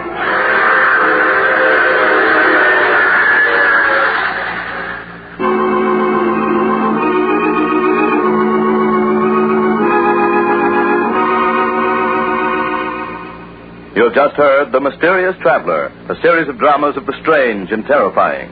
In today's cast were Maurice Toplin, Chuck Webster, Louise Fitch, Wendell Holmes, Edgar Staley, and Bill Smith. Original music was played by Doc Whipple. The Mysterious Traveler is written, produced, and directed by Bob Arthur and David Kogan.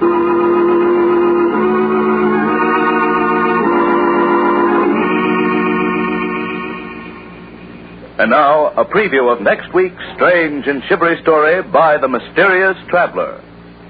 It's only 2 days now to New Year's Eve. Were you planning a big celebration to greet 1947? I'd be careful if I were you.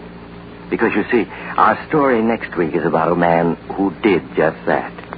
In fact, it was such a big celebration that when he got over it, it wasn't 1947 at all, but 1948. He lost a whole year out of his life. And when he finally got the year back, well, what happened to him shouldn't happen to a werewolf. So take it easy, New Year's Eve, so you'll be sure to be on hand next week for the strange and terrifying tale I call New Year's Nightmare.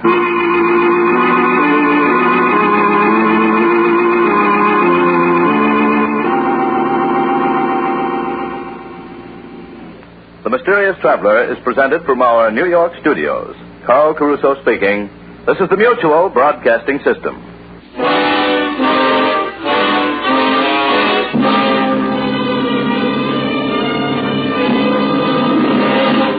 For a behind-the-scenes glimpse into the workshops of the nation's top mystery writers, be sure to hear Mr. Mystery every week. The famous creators of your favorite fiction battlers will be guests of Mr. Mystery. You'll hear short mystery dramatizations as well. Don't miss your chance for plus mystery entertainment and hear Mr. Mystery and a well-known guest expert every week over most of these stations. This is the Mutual Broadcasting System.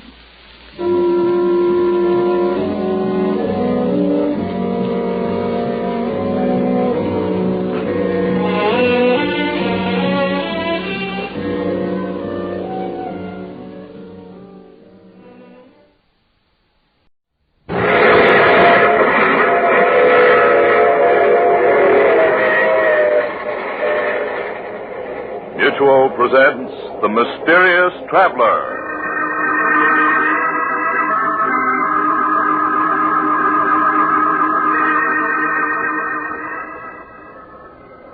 This is The Mysterious Traveler, inviting you to join me on another journey into the realm of the strange and the terrifying. I hope you will enjoy the trip, that it will thrill you a little and chill you a little. So settle back and get a good grip on your nerves, if you can. Where are we going? Well, let us say for the moment we're taking a little trip into time. and a story I call New Year's Nightmare.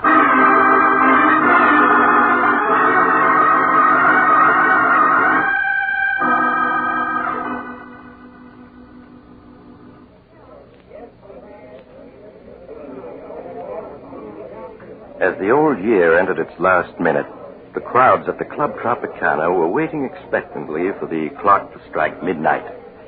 At a ringside table, a lovely young woman angrily whispers to the man with her. Chris, if you take another drink, I'll leave. Oh, Judy, this is New Year's Eve.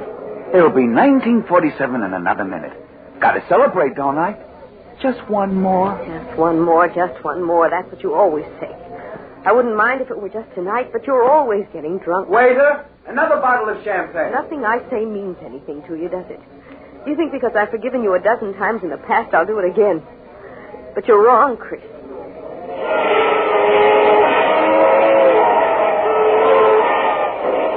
Happy New Year, darling. 1947 is going to be our year. No, Chris, it isn't. I won't marry a man who gets drunk in New York and wakes up the next day in another city. Oh, Judy, what are you saying? You don't mean that. You know I love you. Yes, Chris, you love me. But not enough to give up drinking. I'll miss you, Chris. Miss you terribly. But I know I'm doing the right thing. Judy, don't talk like that. I couldn't live without you. You know that. Won't you? I'm sorry, Chris. Here's your ring. Will you please take me home? You don't have to leave. If the sight of my drinking is too much for you, I'll go someplace else and do it. Martin will take you home. Happy New Year and goodbye.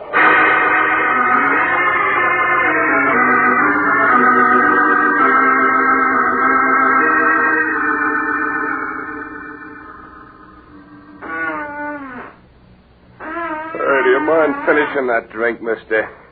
It's 5 o'clock in the morning and I'm dead on my feet. Sure, I'll drink up. No matter what she says. That's right. Now you better go home and sleep it off. Good night and a happy 1947 to you. Thanks. And the same to you.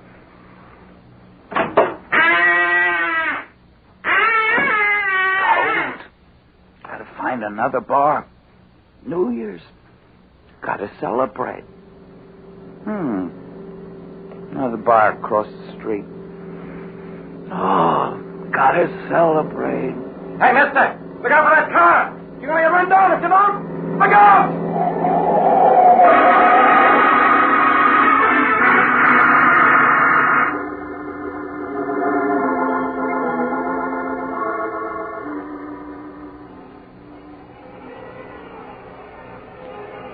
Oh, my head. Oh, it feels so funny. What's that noise? Those horns. Well, darling, it's midnight, New Year's. Oh, my head, it's throbbing so. Where am I? How did I get here? Why, darling, you live here. Live here? What are you talking about? Charles, I'd better call Dr. Smith. You look so strange. Hello? Connect me with Dr. Smith's apartment, please. Never seen this place before. Hello, Doctor? This is Blanche Arnold. Yes, it's Charles. He isn't well. Could you come to our apartment at once? Oh, thank you. Goodbye. What do you mean, I live here? Who are you? Where am I? I'm your wife, Charles. This is our home, don't you remember? You're my wife. You can't be. I'm not married. What am I doing here? What's your game? Charles, can't you remember anything about us? What are you talking about? I never saw you before. And why do you keep calling me Charles? My name is Chris. Chris Andrews. Chris Andrews. So that's what the initial CA stood for. Oh, that noise out there. What are they making such a racket for? Because it's midnight, New Year's Eve. Midnight? New Year's Eve? But it was midnight hours ago when I left the Club Tropicana. What are you talking about? Oh, that must be Dr. Smith. I'll answer it. Dr. Smith? I don't know any Dr. Smith. Oh, come in, Doctor. I'm so glad you're here. I think it's the amnesia. It seems to have left him all of a sudden. Charles? It's Dr. Smith. I don't know him, and I don't know you. And please stop calling me Charles. I told you my name is Chris Andrews. Mm-hmm. Won't you sit down, Mr. Andrews? I'd like to talk with you for a few minutes. What about? Tell me, Mr. Andrews, what's the last thing you remember before finding yourself in this apartment? Why, Judy. She and I were at the Club Tropicana, celebrating New Year's Eve. I see. I remember we quarreled about my drinking. I walked out on her and had a few drinks someplace else. Mm-hmm. That's all I can recall. Oh, my head. I've had hangovers, but I've never felt like this before. What time is it? It's just 4 minutes after 12. But it can't be 4 minutes after 12 New Year's Eve. That was hours ago when I left the Tropicana. Mr. Andrews, that was New Year's Eve, 1947. What do you mean, that was New Year's Eve, 1947? This is New Year's Eve, 1948. 1948? What are you talking about? It's 1947. Well, here's the morning paper. You can see the date for yourself. Thursday, January 1st, 1948. No, it can't be. It can't be. A year gone? Just like that? Well, where did it go? I haven't lived it yet. Perhaps you'd better let me clear up a few things for you. 1948. My name is Smith. I was a resident physician until recently at the Park Hospital. While I was on duty last New Year's Day, 1947, you were brought into the hospital seriously injured, having been run over by a car. When you recovered consciousness 5 days later, you didn't know who you were. You were a victim of amnesia. Amnesia? Yes, and we didn't know who you were as you had no identification papers. But my wallet, letters... They were gone. The only clue to your identity was a belt buckle with the initials CA on it. We didn't know your real name, so I called you Charles, for the C. Blanche was your nurse. I've always liked the name Charles. And as for your last name, we thought Arnold was as good as any, so you became Charles Arnold. But what have I been doing since the day I recovered consciousness? Well, you weren't discharged from the hospital until May. Then you went to work as an insurance clerk. As an insurance clerk? But I don't know anything about being a clerk. I'm a reporter. Well, there was no way of learning what your occupation had been. So when Blanche learned of this opening in an insurance office, you applied for the position. And that's where I've been working? Up to now? Yes. And then after you got your job, we were married. Married? Charles. Chris. Don't you remember? I'm afraid, Blanche, you really can't. Married? But Judy... Oh, it's like a dream. My head keeps throbbing. I keep expecting to wake up. There's that date in the paper. January 1st, 1948. Doctor, you said he might never get over his amnesia. Well, that was a strong possibility, but apparently the sounds of New Year's brought back his memory. A year gone just like that. Judy. My friends. Job. It's all gone. Doctor, where am I? What's the address of this apartment house? You're at 5718 North 13th Street, Philadelphia. Philadelphia? But how did I get to Philadelphia? That we don't know. All that I can tell you is that your accident occurred just a few blocks from here. Darling, I know what a shock it must be. Strange. You must have called me darling many times in the past. And yet this is the first time I've ever heard you call me that. Yes. I know. What did you say your name was?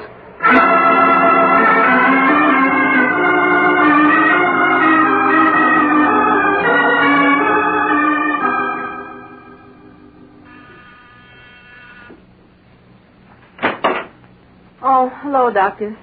Come in, won't you? Thank you. How are you, Blanche? All right, I suppose.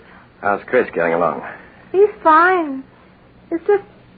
Why, Blanche, what's this? I've never seen you cry. Here. No, It's just that everything's so changed.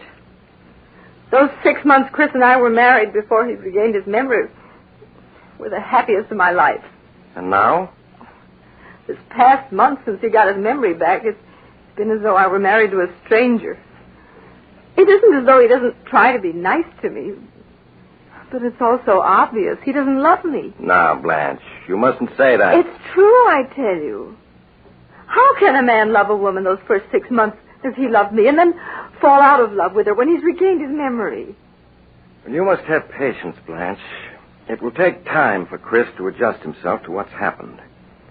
He fell in love with you as Charles Arnold, and I'm sure he will as Chris Andrews. You just must give him time. Chris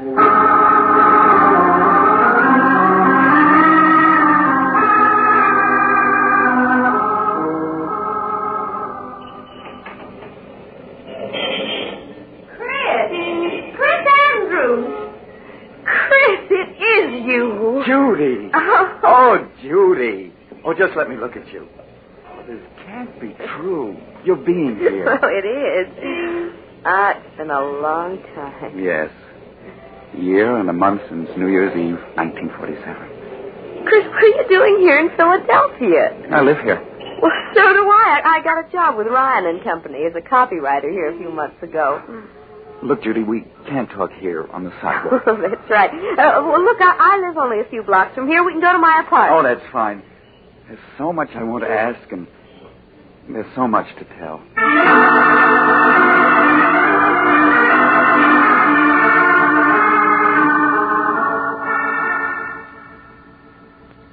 Here, let me have your hat and coat. Thank you. Would you like something to drink? No, I don't drink anymore. Oh? Chris, you have changed. You look so much older. Well, you don't. You're as lovely as that night I saw you last. Thank you, Chris. Judy, you'll have to let me explain what happened after I left you that night at the Tropicana. If you find it difficult to believe, I won't blame you. It still seems like a nightmare to me. That night, after I left you...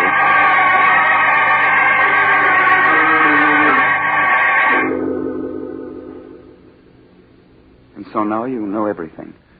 From the moment I last saw you to this one. Oh, no wonder you look different after having gone through an experience like that. Well, you're all right now. You know who you are. You're happily married. You have a job. I'm not happily married, Judy. Chris, you mustn't talk like that. Surely you must have loved your wife if you married her, and she hasn't changed. Judy, there's never been anyone for me but you. You know that. And you still feel that way about me. No, I don't. When we met tonight, that old look was still in your eyes. You do care. You know you do. Please, Chris, no matter how I feel about you, it's over now. You're married, and that's all there is to it. I wish you'd go, and I don't want to see you again.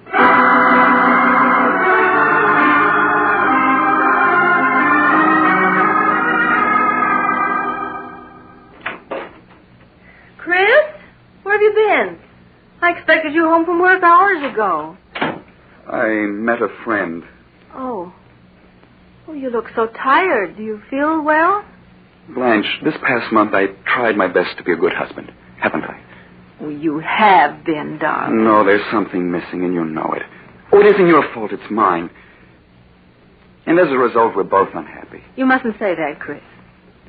I feel that in time, things will be as they were when we were first married. When you were Charles Arnold. No, but they won't be, Blanche. It's no use, I tell you. Chris, who is the friend you met tonight? The girl I was once engaged to. I see. Blanche, you've got to give me a divorce. No, Chris. I'll never do that. But why? You know I don't love you. What's the sense in going on like this? Chris, when you were Charles Arnold, you did love me, and we were happy together. I had your love once, and I mean to win it back. I won't give you a divorce.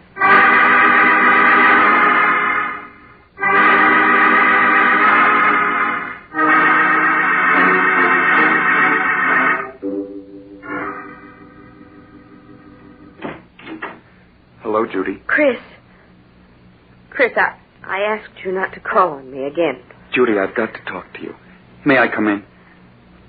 Well, all right. But just for a few minutes. Thank you. Judy, even if we hadn't met again a week ago, things wouldn't have been any different between my wife and myself. I'll never love her. And I'm not going on with her. What do you mean, Chris? I'm going to leave her, Judy, and start all over, someplace far away. I just came around to say goodbye. Are you set on leaving her? Yes.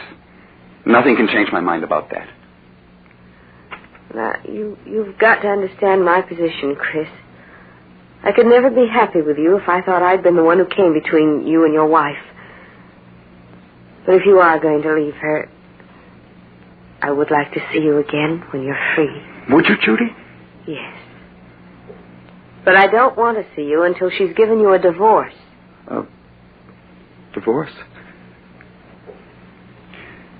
Judy, I am going to be free. Nothing's going to prevent it. Nothing.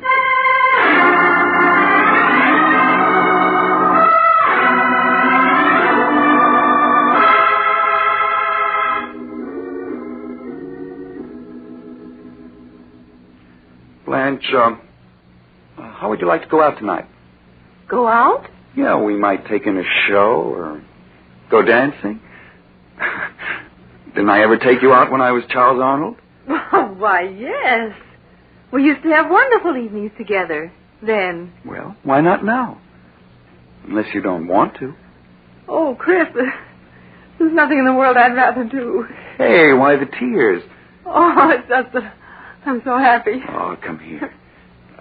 Did this Mr. Arnold ever put his arms around you like this? Oh, yes, often. Oh, Chris, stop squeezing me so tight. Chris. Sorry, darling.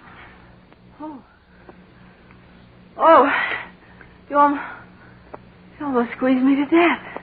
That's so you remember that I'm your husband and not Mr. Arnold. And Blanche. Oh, yes, Chris. I'm taking a week's vacation soon. What do you say if we go up to the Adirondack Mountains for a week of winter sports? Oh, Chris, I'd love to. Well, it'll be like a second honeymoon.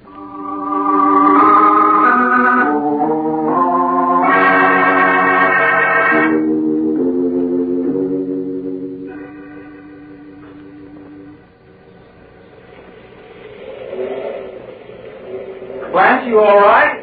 There's only a few more feet to the top. I'm coming, darling. Where? Oh, there you are. Oh, Chris. Oh, the view is wonderful from here, isn't it? You're right. Being up here is like being alone in the world. Yes, just the two of us. Oh, this past week's been a wonderful one, Chris. I've never been so happy. Nor have I. Oh, be careful, Chris. Don't go so near the edge. That canyon's 4,000 feet deep. Oh, this ledge is perfectly safe. Come over here and take a look at the valley below. All right. Ooh, please keep your arms around me, Chris. Looking down like this frightens me. There. You're safe in my arms. Chris, why are you looking at me that way? What way, dear? I don't know. Is your head throbbing again? No, dear. I don't suppose you've changed your mind about giving me a divorce, have you? Giving you a divorce? But I thought we were so happy together. Yes, that's the impression I meant people to get. Chris, you can't be serious. Why, everything's been wonderful these past few weeks. Oh, I see it won't be any use trying to talk you into it. What do you mean? I'm sorry, Blanche. I don't want to do this, but you've given me no alternative. It's really your own fault, that you must die. Let go of me. No, you struggling, darling. No one can see or hear you, and you can't possibly escape. You can't throw me off that ledge, then I'll hang you. I don't think so, dear. We've been so happy these past few weeks. I'm sure the police will see it as an unfortunate accident. Stop pushing me toward the edge. Chris, don't. I'll give you a divorce. I'll give you anything. I'm afraid it's too late for that.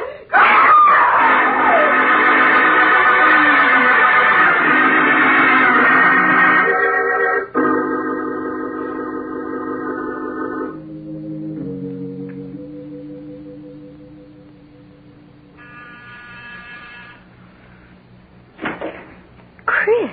Good evening, Judy. May I come in? Why, yes, of course. How are you, Chris? Oh, I'm all right. I want to thank you for the note you sent me when Blanche died. I can't tell you how sorry I was to hear about it, Chris. Yes, it all happened so quickly. What have you been doing since then? Oh, just working. Trying to straighten myself out. Judy, perhaps I shouldn't talk about it now, seeing that Blanche has only been gone a month, but I've been thinking of leaving town. Will you come with me? Please sit down, Chris. You make me nervous walking back and forth like that. All right. But you haven't answered my question. Well, it isn't easy to answer. It would be if you said yes. I see in your eyes you mean no. Why? Chris, I've met someone else recently. Someone else? But you said if I were free, you'd marry me. I didn't say I'd marry you. I said if you were free, I'd like to see you again. But now I'm not even sure of that. You're so different from what you used to be. Stop being clever. If you didn't say you'd marry me, you implied as much. Please, Chris, you're making it so difficult for me. I'm making it difficult for you. And I suppose what I've been through doesn't count. I risked my life to get you. Risked your life? Chris, what are you saying? Are you such a fool as to believe that Blanche fell off that mountain? Chris, you didn't. Yes. And I didn't because you said you'd marry me if I were free. Oh, no, I meant a divorce. But she wouldn't give me a divorce. It was the only way I could gain my freedom. And now you tell me there's someone else. Oh, Chris. I did it for you. And you're going to marry me. No, I won't. If I can't have you, no one else will. Chris, what's the matter with you? Chris! We were meant for each other, darling. In life and in death. Chris, if you come any closer, I'll scream for help. No, don't. Chris, no! You won't marry me. You'll never marry anyone else. There. He'll never have you. Open up there. Is whenever you all right? Call the police. Oh, I didn't want to do it, darling. But you forced me to. Oh, my head. It throbs so. Everything's like a nightmare. Open up in there. This is the police. The police? I've got to get away.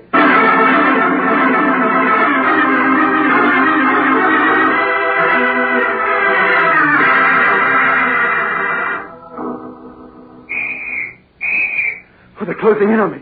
There's no escape from this room. Let's work our way down from this end of the rope to the other. They'll never take me alive. Never. I've got 5 bullets. 4 for them and the last for myself. Hey, listen up, Joe. Maybe had me had one of those chimneys. Oh, my head. It keeps throbbing so. If I could only think. Oh, this can't be real. It's like a horrible dream. Is it they're coming for me? Hey, there's someone behind that chimney over there. Get under cover. They'll never take me alive, never. I'll show them. Keep down, Mike. Why don't you come and get me? If I shoot it out with me, huh? I'll show you. Come on, Mike. His gun is empty. Oh, empty. You'll never take me alive. Never! He's climbing up on the ledge. It's 15 stories down. I'm coming, Judy. I'm coming. He's going to jump. I'm falling. Falling!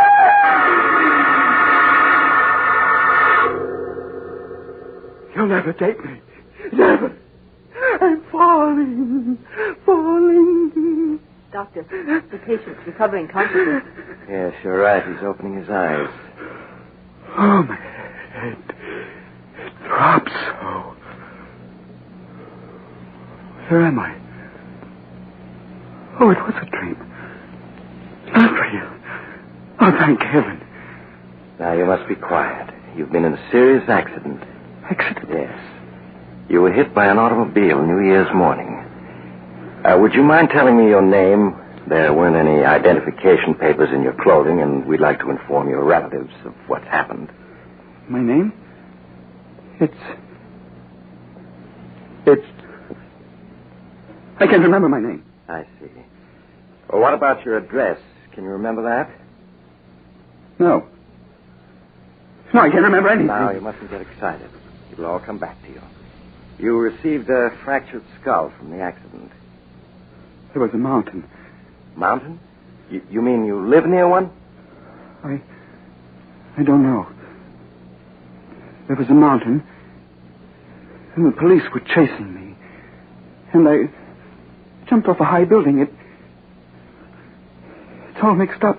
You probably dreamed that while you were unconscious. But you're all right now. Just need rest and quiet. Where am I? You're in the Park Hospital, Philadelphia. Philadelphia? What day is it? It's January 5th, 1947. It's 7:26 in the evening. And you don't know my name? No, all we have is your belt buckle with the initials CA. CA? Nurse, will you look after the patient now? I'll be in to see him later tonight. Yes, Doctor. Are you comfortable? The initials CA.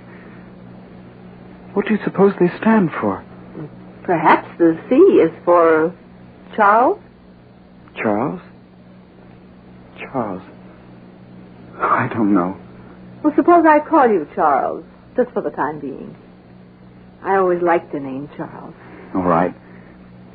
What's your name? I'm Miss Thompson, but you can call me Blanche. And Charles, let me be the first to wish you a happy 1947.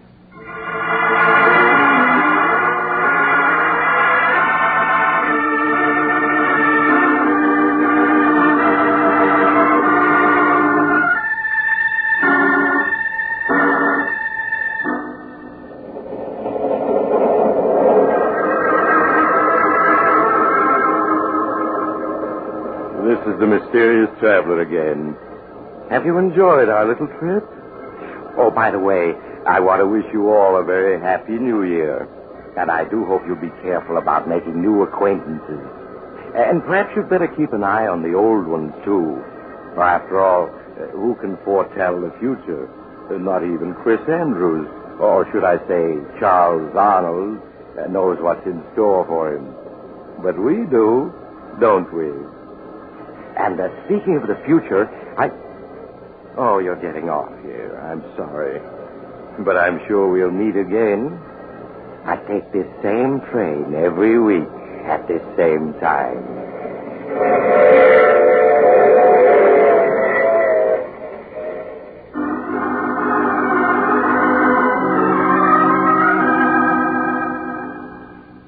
You've just heard The Mysterious Traveler, a series of dramas of the strange and terrifying. In tonight's cast were Maurice Toplin, Stuart Brody, Louise Fitch, Hester Sondergaard, and Mort Lawrence. Original music was played by Doc Whipple. The Mysterious Traveler is written and directed by Bob Arthur and David Cogan. Listen next week over most of these stations to a tale titled No Grave Can Hold Me. Another Tale of the Mysterious Traveler.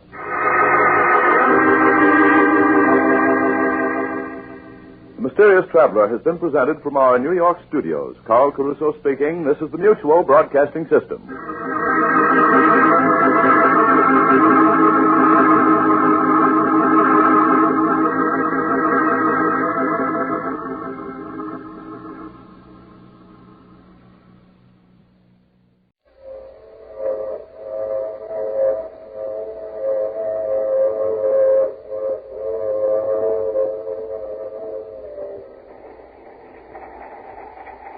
The Mutual Broadcasting System presents The Mysterious Traveler. Written, produced, and directed by Robert A. Arthur and David Cogan. And featuring tonight two of radio's most distinguished personalities, Santos Ortega and Richard Coogan, in No Grave Can Hold Me.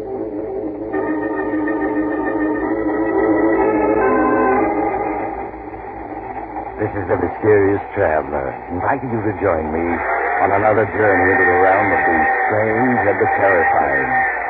I hope you will enjoy the trip, and it will thrill you a little and chill you a little as we travel tonight into the world of shadows, from which no man may return, and we learn the story of one who does return. It's a story I call No Grave Can Hold Me.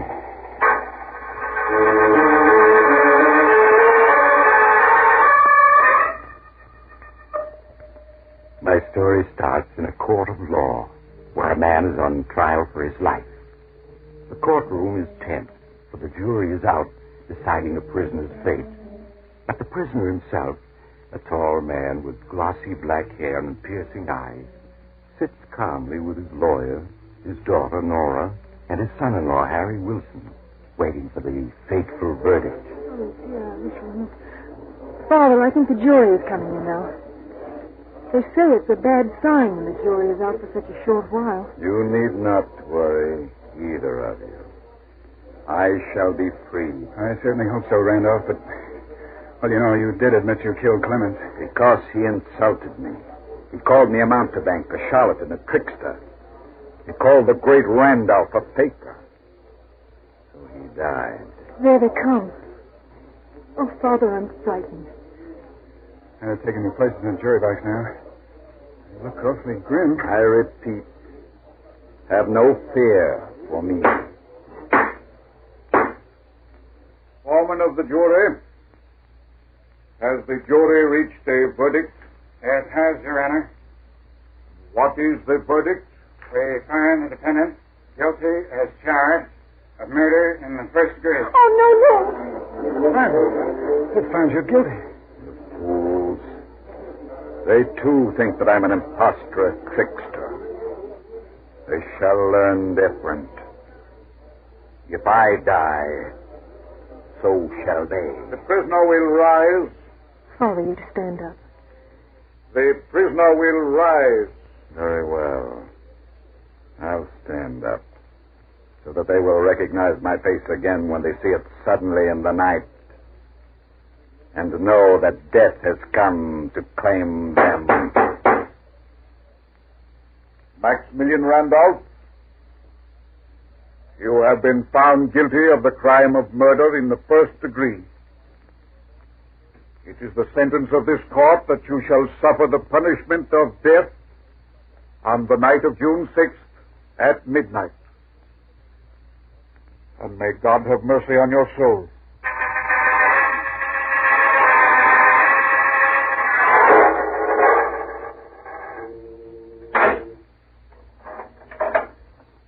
Visitor for you, Mr. Randolph.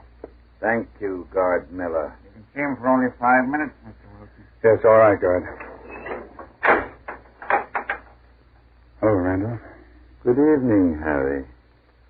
I see that my guard Miller managed to get you in to see me. Yes, he did. Time is so short that... Well, I know. It is almost midnight. And at midnight, I die. But Guard Miller has become a good friend. I knew he'd arrange it. Nora and I saw the governor this afternoon. He refused to do a thing. It does not matter. What is death but a new garment for the soul to wear? Nora's waiting outside. You said you didn't want to see her tonight. That is as I wished. You were my assistant. We were very close, you and I. And now there is a last promise you must make to me. Anything, Randolph. When you receive my body, the empty husk of the great Randolph, bury it in a vault with a bronze door which faces east. A vault facing east? Yes, of course. The door must be locked with a padlock of bronze. But it must be possible to open it from the inside without using a key. Randolph, you... The coffin must be locked shut as well. But I must be able to open it from the inside.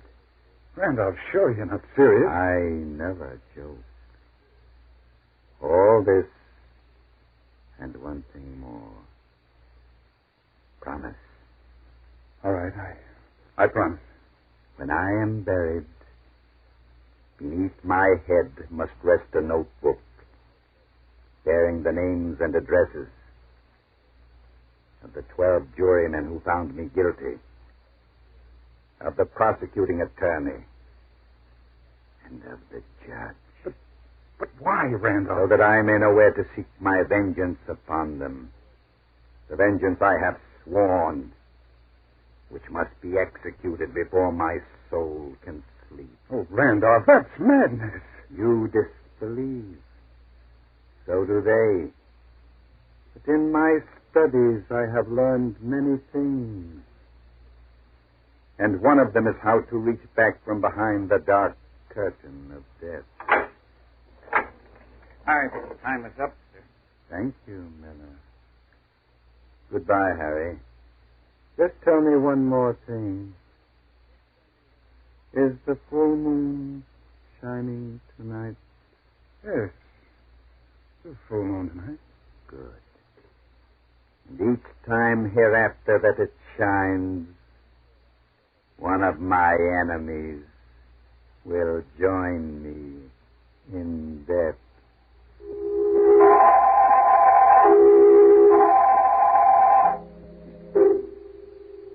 And so the great Randolph went to his execution and was buried according to his instructions. After a few days, his case was forgotten. Forgotten by all but Harry Wilson, his son-in-law. Well, as the first month passed and the full moon again shone in the windows of his apartment, a strange restlessness possessed Harry. Harry, what's wrong with you? Oh, I'm sorry, Nora, but tonight's the night of the full moon.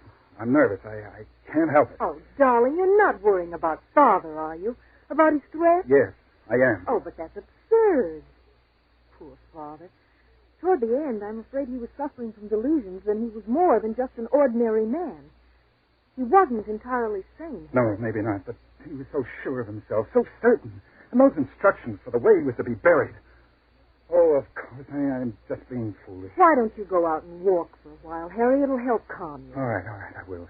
You want to come along tonight? No, I think I'll stay here and read. All right, I'll be back in an hour or so, dear.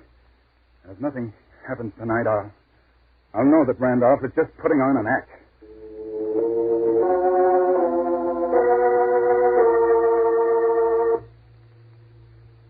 But a little later, another man was also walking in the moonlight of a beautiful July evening. This one was short and stout. He was strolling homeward from a small poker party with his friends when, in the dark shadows cast by the trees along the edge of the park, a tall figure stepped directly into his path. Just a moment, Adam. Who are you? What do you want? Just to talk to you. I don't want to talk to you. Get out of my way. So fast, my friend. Look. The gun. Say, what is this, a hold-up? No, Adam. It is not a hold-up. Then why are you threatening me with that gun? Why have you got that scar covering your face? Because my face has changed in the months since I was executed and buried. It's rather frightening now. What are you saying? Who are you, anyway? You're beginning to recognize my voice, aren't you? You know who I am.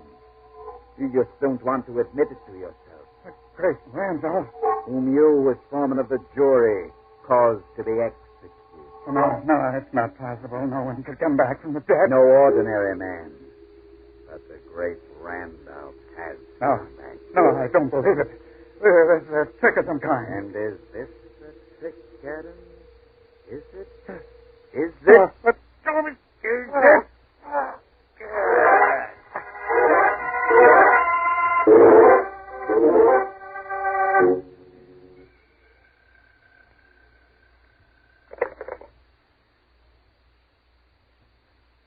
Hello? Hello, Nora. Is Harry there? No, he's out for a walk. Who is this? Don't you recognize my voice, Nora? Surely you heard it often enough. Father. Oh, no, it can't be. Strange how skeptical everyone is of me. Even my own daughter. Father, it is you. What do you want? I just want to tell Harry that I have claimed the first victim of my vengeance. Exactly on the stroke of midnight. The same minute when I died. Oh, no. And I wanted to warn him that he must do nothing to interfere with my plans. For if he does, I shall have to add him to my list of victims.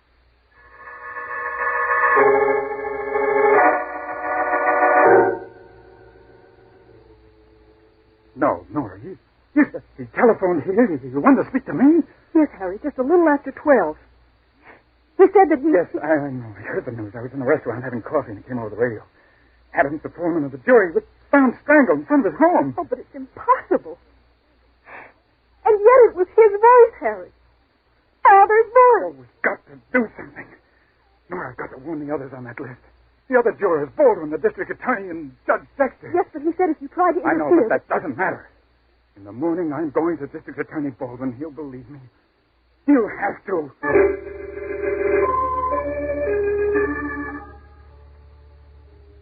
Oh, but Mr. Baldwin, you've got to listen to me. You've got to warn the others. You've got to give them protection. Or they'll die, just as Adams did. Wilson, I'm a busy man. I have enough on my mind without having to listen to wild-eyed stories like the one you just told me. But it's true. Randolph's instructions about the way he wanted to be buried, the notebook that I put in the coffin with him. Mere theatrical mummery. Adams was the victim of an ordinary street mugging. That's all there is to it. I have to ask you to leave. I have more important things to tend to.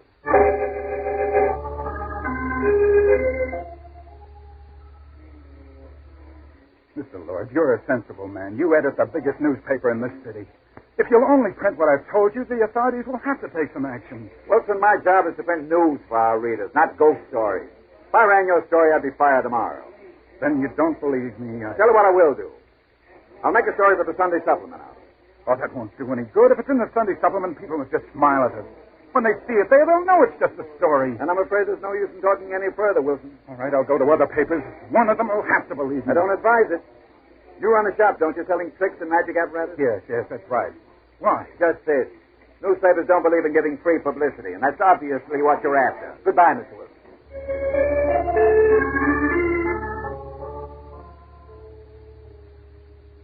I'm very sorry, Mr. Wilson, but Judge Dexter is unable to see you. Oh, but, miss, did you explain to him what it's about? How important it is? The judge said if you cared to write him a letter, he'd give the matter his consideration. Oh, that's no good. I got to talk to him. I'm sorry. He's leaving today for his vacation, and he won't be back for a month. Perhaps he'll be able to see you then, but he simply can't see you now.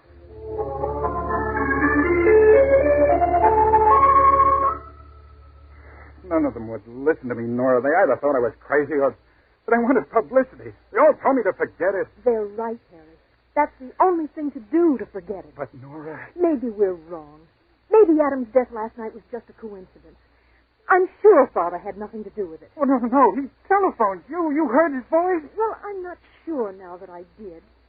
Maybe it was a dream, Harry. Maybe I just imagined it. Don't forget the whole thing. Please, Harry, for my sake, forget it.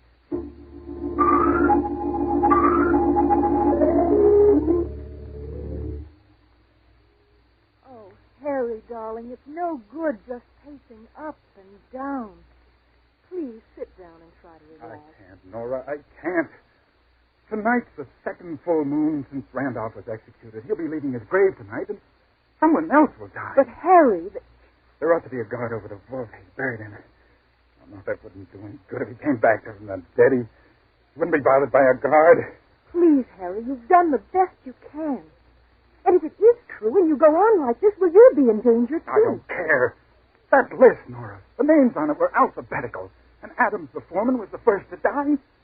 What are you driving at? The second name on the list is Baldwin, the district attorney. Baldwin. Wouldn't listen to me last time, but tonight he's got to. He's going to his home now while there's still time.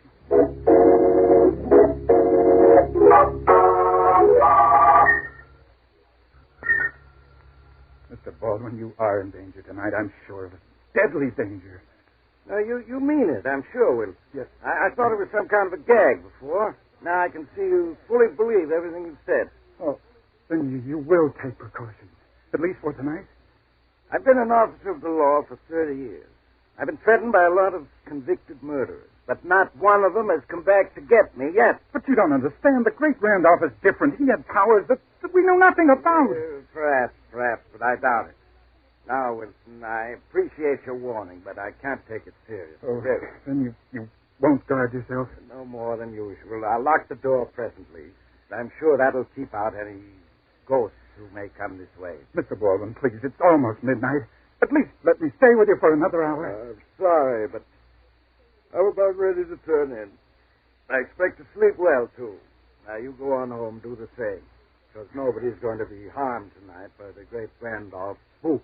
I guarantee it. Oh, no, please, I wish you'd let me I couldn't stay. think of it. Now, you can find your way out yourself, can't you? I'm sure. Yes, of course.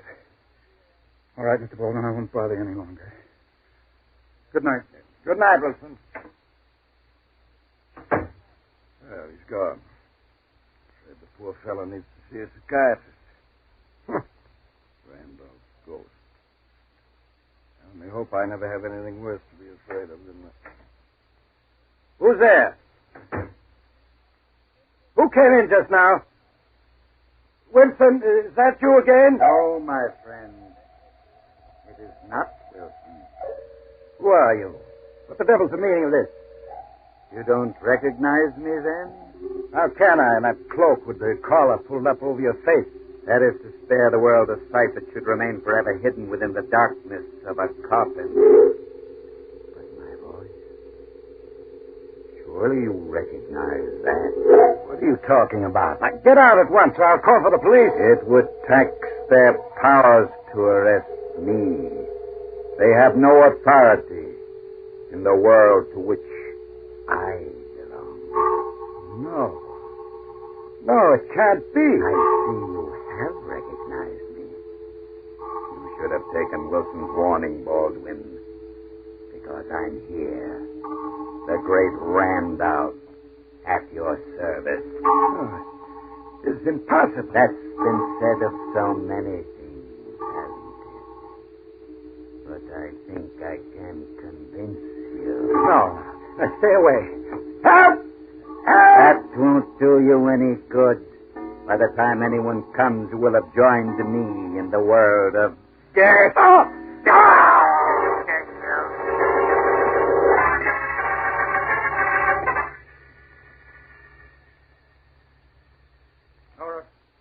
Nora! Where are you? Nora! Harry, I can hear you calling all the way down the hall. Nora, where have you been? I just went out to get the morning papers. Why? Why? It's happened again. District Attorney Baldwin has been killed. But how? Exactly the same way Mr. Adams was killed, strangled, just at midnight. Oh, no. And Nora, I think I know the truth now. What do you mean? I don't believe it was your father at all. I think it was I that killed them. I killed them both.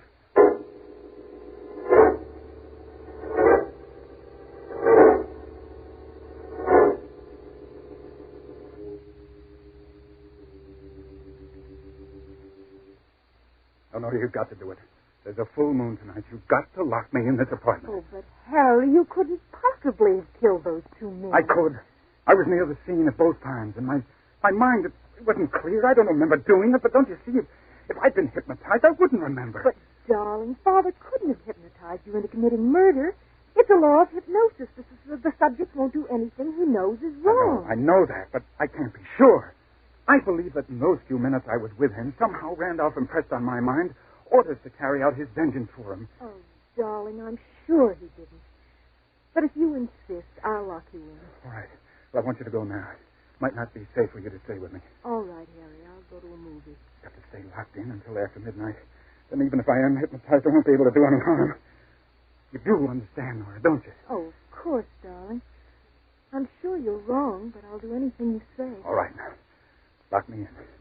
And don't you come back until after midnight.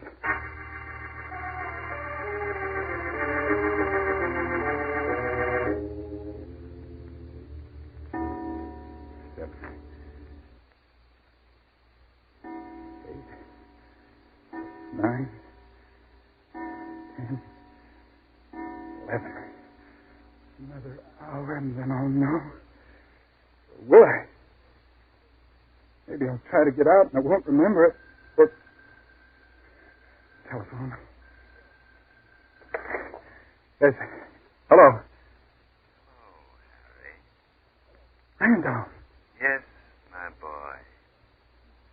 I'm glad at least you don't say, no, it's impossible. No.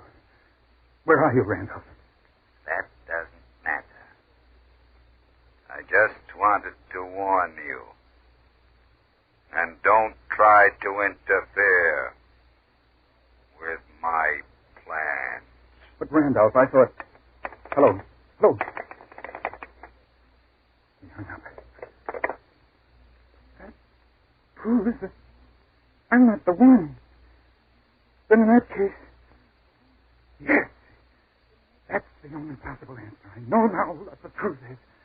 Oh, we've got to get out of here. The door. I couldn't break it down with an axe. There's no fire escape, and it's 8 floors down to the street. I have it, the superintendent. I can telephone the superintendent, tell him I locked in, and then he'll come and let me out.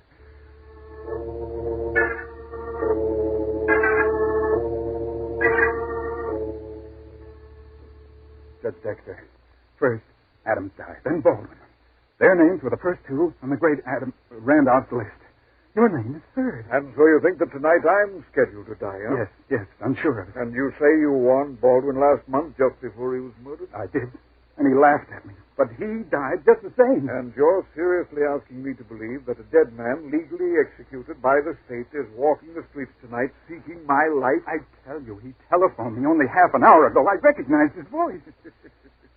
You know, of course, that your story sounds like the ravings of an insane mind. I know it. That's why I kept quiet this last month. I did try to convince the police, the district attorney, and all I got was laughed at. And then... Yes, and yet, obviously, you're in earnest. I don't think you're crazy. I'm not. For a little while, I thought that I was the killer. You? How? I thought that I was under post-hypnotic control, that Randolph had planted in my mind the impulse to kill his enemies. But that phone call proved that I was wrong. And what do you propose that we do? If we went to his tomb, perhaps then we'd learn the truth. Wilson, what do you want to open Randolph's tomb for? Don't you see? If we go there and we find Randolph is still in his coffin, then I'll know that the real murderer is my wife, Nora.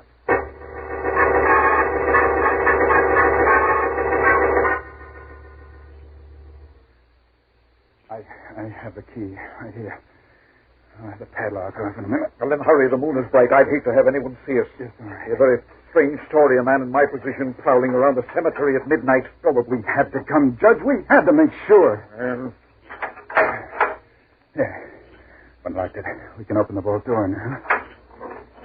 I'm rather sorry I paid any attention to you, Wilson. But we're here now, so let's get this thing over with. Now, I'm going in first. But don't forget, I'm armed. Oh, don't worry about me. There, I've shut the door. Be safe to turn on the flashlight now. There. See? There's the coffin. That's odd. Huh? What is it, Judge? The air in here is fresh. This vault has been opened, and very recently. Then it must have been opened by Randolph. Oh, nonsense. Open this coffin and I'll prove it. Here. How does it work? This catch on the side. Can be operated either from the inside or out. There we are. It's unlocked. Well, then lift the lid, man. Lift it. What? All right, I'll do it. There. There you are. Now, see? There's your precious Randolph, safe and sound, just as I expected. Quite dead. As he's supposed to be. Still in his coffin? Yes, and that proves that... Wilson, shine your flashlight down on the floor. I just touched the body lying here near the wall. Body? Oh, it's Nora. She's dead. I don't think so. Here, give me that light. What happened? Why did you turn out the flashlight? Something knocked it out of my hands. I can't find it. Because I have it, Harry. That's why you can't find it. Randolph. Wilson, what are you saying? It's Randolph. He's not dead. Oh, but I am, Harry. But don't let that disturb you. I want to thank you for bringing the judge here to me. Wilson, where are you? You're trying to play a trick on me? No, I swear. He's quite innocent, Judge Dexter. As for Nora, she merely came to make sure I was where I'm supposed to be. Just as you did. When I spoke to her, she fainted. Wilson, get the door open. We've got to have some light in here. It's no use, Dexter. I can see in the dark like a cat, and you can't. No. I have you now. No, Judge. No, let go. You're going to die, Dexter. Executed as you ordered me. Executed. Randolph, let me go. I warn you, Randolph. I've got a gun. I'm going to shoot. You're too late. You're... Are you all right? Yes. Yes, I am. Now see if you can find the flashlight. Right. I think I've taken care of Mr. Randolph. If it was Randolph... I think I have it. Yes, here it is. Chuck, Randolph's body, it's still in the coffin. I rather thought it would be. Harry? Harry, is that you? Oh, no. You're not hurt? No, just my head. I came here to see your father. We understand, Mrs. Wilson. And then someone hit you. Yes, from behind. There was someone here in the vault. I just got a glimpse of him, and then he hit me. But who was it? That's what we're just about to find out. Now, let me have the flashlight, Wilson. Yes. I think he fell over here. Now, yes, here he is. But who is he? He was impersonating Father, but who is he? Here he's lying on his face. You better turn him over. Carefully now. He's still breathing. Oh, here. It's Miller, the guard from the penitentiary, the one Randolph said he made a friend of. Yes, the one who was guarding him just before he was executed. Oh, that's it. It was Miller. Miller, can you hear me? I'm afraid he's dying. Before Father was executed, he must have hypnotized this man and ordered him to carry out his fantastic scheme of vengeance. Oh, it was a trick, but it was a very cunning trick. By means of hypnosis, Randolph used this man as a tool, even though Randolph himself was dead. He must have recognized that Miller was unusually susceptible. I think we'll find that Miller was a psychotic to begin with. Otherwise, Randolph's hypnosis would never have worked. For no normal person can be influenced the way Miller was under any circumstances. Isn't there anything we can do for him? No. No, he's gone. And with him, the great Randolph has died too. For good.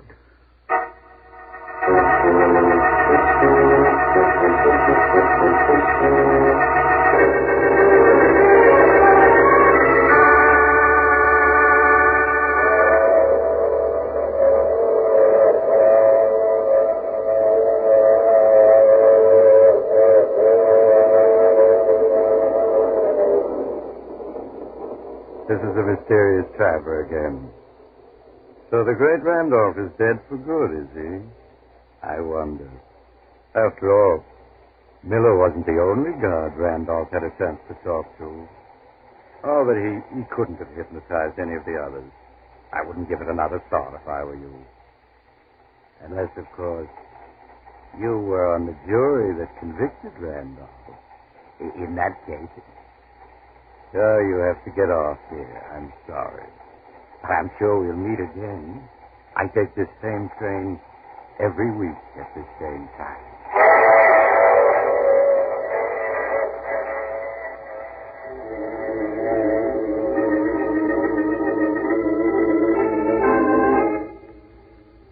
You have just heard The Mysterious Traveler, a series of dramas of the strange and terrifying. The role of the mysterious traveler is played by Maurice Tarplin. In tonight's cast were Santos Ortega, Richard Coogan, Shirley Blank, and Bill Smith. Original music composed and played by Al Vanelli. All characters in this story were fictitious, and any resemblance to actual persons was purely coincidental. This is Bob Emmerich speaking. This program came from New York. This is the Mutual Broadcasting System. Thank you for listening to RadioClassics.com. Programs are copyright their respective owners. All rights reserved.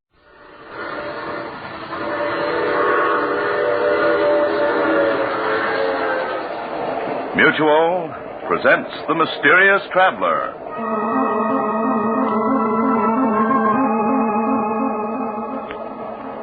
This is The Mysterious Traveler, inviting you to join me on another journey into the realm of the strange and the terrifying. I hope that you enjoy the trip, that it thrills you a little and chills you a little. So settle back, get a good grip on your nerves, and be comfortable, if you can. Tonight we're going to join Bill Storm, a newspaper reporter, on the strangest manhunt ever conducted, or should I say woman hunt, as he searches frantically through a great city for the most dangerous and deadly woman you've ever imagined. In the story I call The Woman in Black.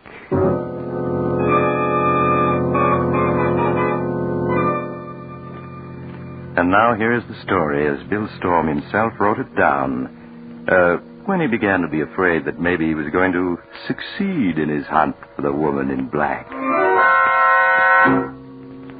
My name is Bill Storm. I'm a newspaper reporter. And I'm writing this because I have a date tonight. A date with a gorgeous brunette with big, dark eyes and the smoothest, softest voice in the world. Sounds nice, doesn't it? Well, I'd like to believe she's nice, but I can't. In my heart, I know she's the most dangerous woman in the world. Up to a week ago, I'd never even heard of her. A week ago, the day of Rusty Dean's funeral. You know, the big shot gambling slot machines. Killed by a solitary gunman while stepping out of his nightclub. They didn't catch the killer, but they gave Rusty the biggest funeral since Prohibition. I was on the read-write desk that afternoon. My best friend, Tom Jervis, was covering the funeral. And along about 4, he phoned in. First, he gave me all the dope on the funeral, and then he started telling me about some brunette he just met. He was always a sucker for brunettes. Bill, she's a knockout. Big black eyes and the smoothest, softest voice in the world. I want you to meet her. Oh, blonde's more my style, Tom. Anyway, you're supposed to be working. Or have you forgotten? I am working. Listen, Bill, I've got a front-page story here. Theda led me to it. Who did? Theda, that's her. Theda. Theda. Just like Theda Barrow, the old silent picture star. Oh. Well, this is how it happened, Bill. I was watching the crowd at Rusty's funeral. I spotted a trim little number all in black. They're whispering to Joe Nelson. Well, who's Nelson? Joe Nelson, a small-time thug. Well, anyway, she moved off. I thought she might be a relative of the deceased, so I asked Joe about her. He claimed he'd never seen her before. That all that she'd said to him was 4 o'clock at the Banner Bar and Grill. 4 o'clock at the Banner Bar and Grill? Sounds like a message. That's what Joe figured. Only he decided that she'd delivered it to the wrong guy. Well, I sort of wanted to see her again, so I persuaded Nelson he needed a drink. We slipped around the corner here to the Banner Bar and Grill. Sure enough, she was here waiting for us. Now, Tom, watch yourself. Well, you've got the wrong idea. She's a perfect lady. Yeah? What about that big story you claimed you had? I'm coming to it. But honest, Bill, I want you to meet Theda. You'll go for her. Hey, look, I'm going to put her on the phone to say hello. Here she is. Theda? Hello, Bill Storm. Hello, Theda. Is that your real name? Yes. Don't you like it, Bill? Well, sure I like it. What's the rest of it?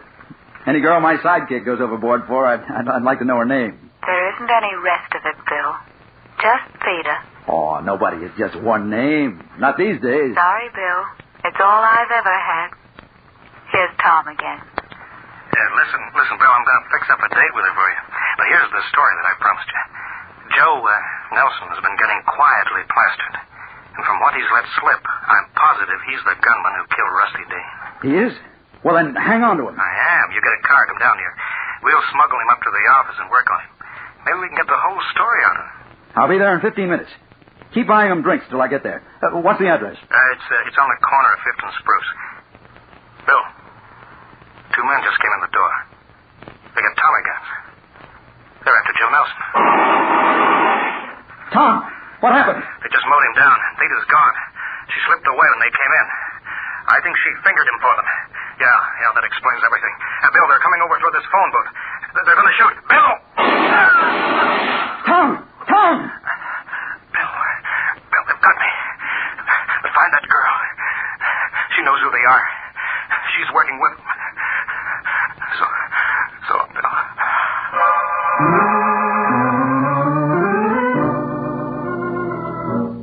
I was there in 5 minutes, even before the police got there. The place was deserted except for the 2 dead men. Joe Nelson, the gunman, and Tom. Tom, my best friend, led to his death by a Delilah in a black dress. Well, the police didn't find the gunman who did the shooting, so I set out to find the girl, to track them down through her. Once I found her, she was going to talk plenty. I began the hunt by calling on the man who had been Rusty Dean's chief lieutenant and was running his enterprises now, Nick Murray. Sit down, Storm. You said you wanted to talk to me. What about?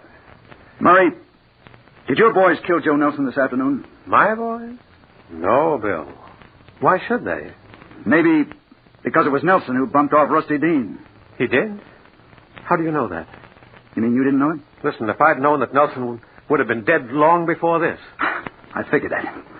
That's what made me think that you were in the clear. You haven't told me how you know Nelson killed Rusty. Well, he had a few drinks this afternoon. He let it slip out to Tom Jervis, my sidekick. Just before those 2 hoodlums riddled them both. A brunette named Theda put Nelson and Tom on the spot for them. A brunette named Theda? Never heard of her. Oh, I hoped you might have. A good figure. Deep, dark eyes, low, soft voice. Looks like a lady. Some lady if she works with a bump-off gang. No, I never heard of her. But if she's working with any local mob, I'll hear about her all right. If any of my boys run across her, I'll let you know. Thanks, Willie. But warn them. If they meet her, watch out. She's pure dynamite.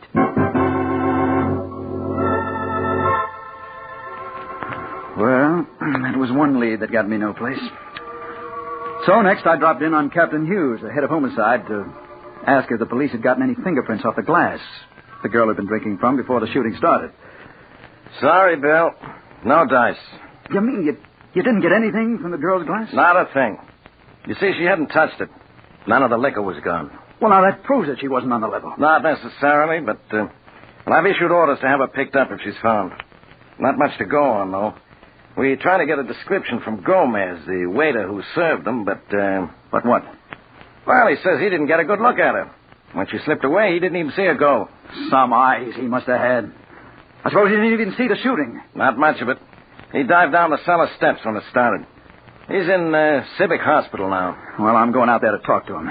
He must have noticed something. Oh, and so long, Captain, and thanks.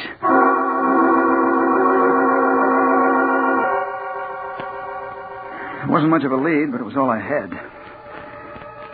It was pretty late by now, and when I got there, the hospital had settled down for the night. They put Gomez in a ward, and outside the ward, I found a nurse on duty. The blonde kid who turned as I came up. Oh, good evening. You looking for someone? Yes, my name is Storm. I'm looking for a patient named Gomez. Gomez? Oh, yes, broken arm and internal injuries. How is he? Is he awake? Yes. He's feeling badly, complains of pains in his chest.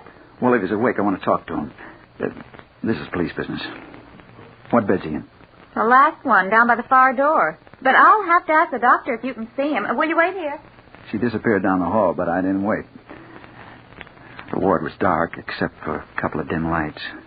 I started for the far end, and then I saw her.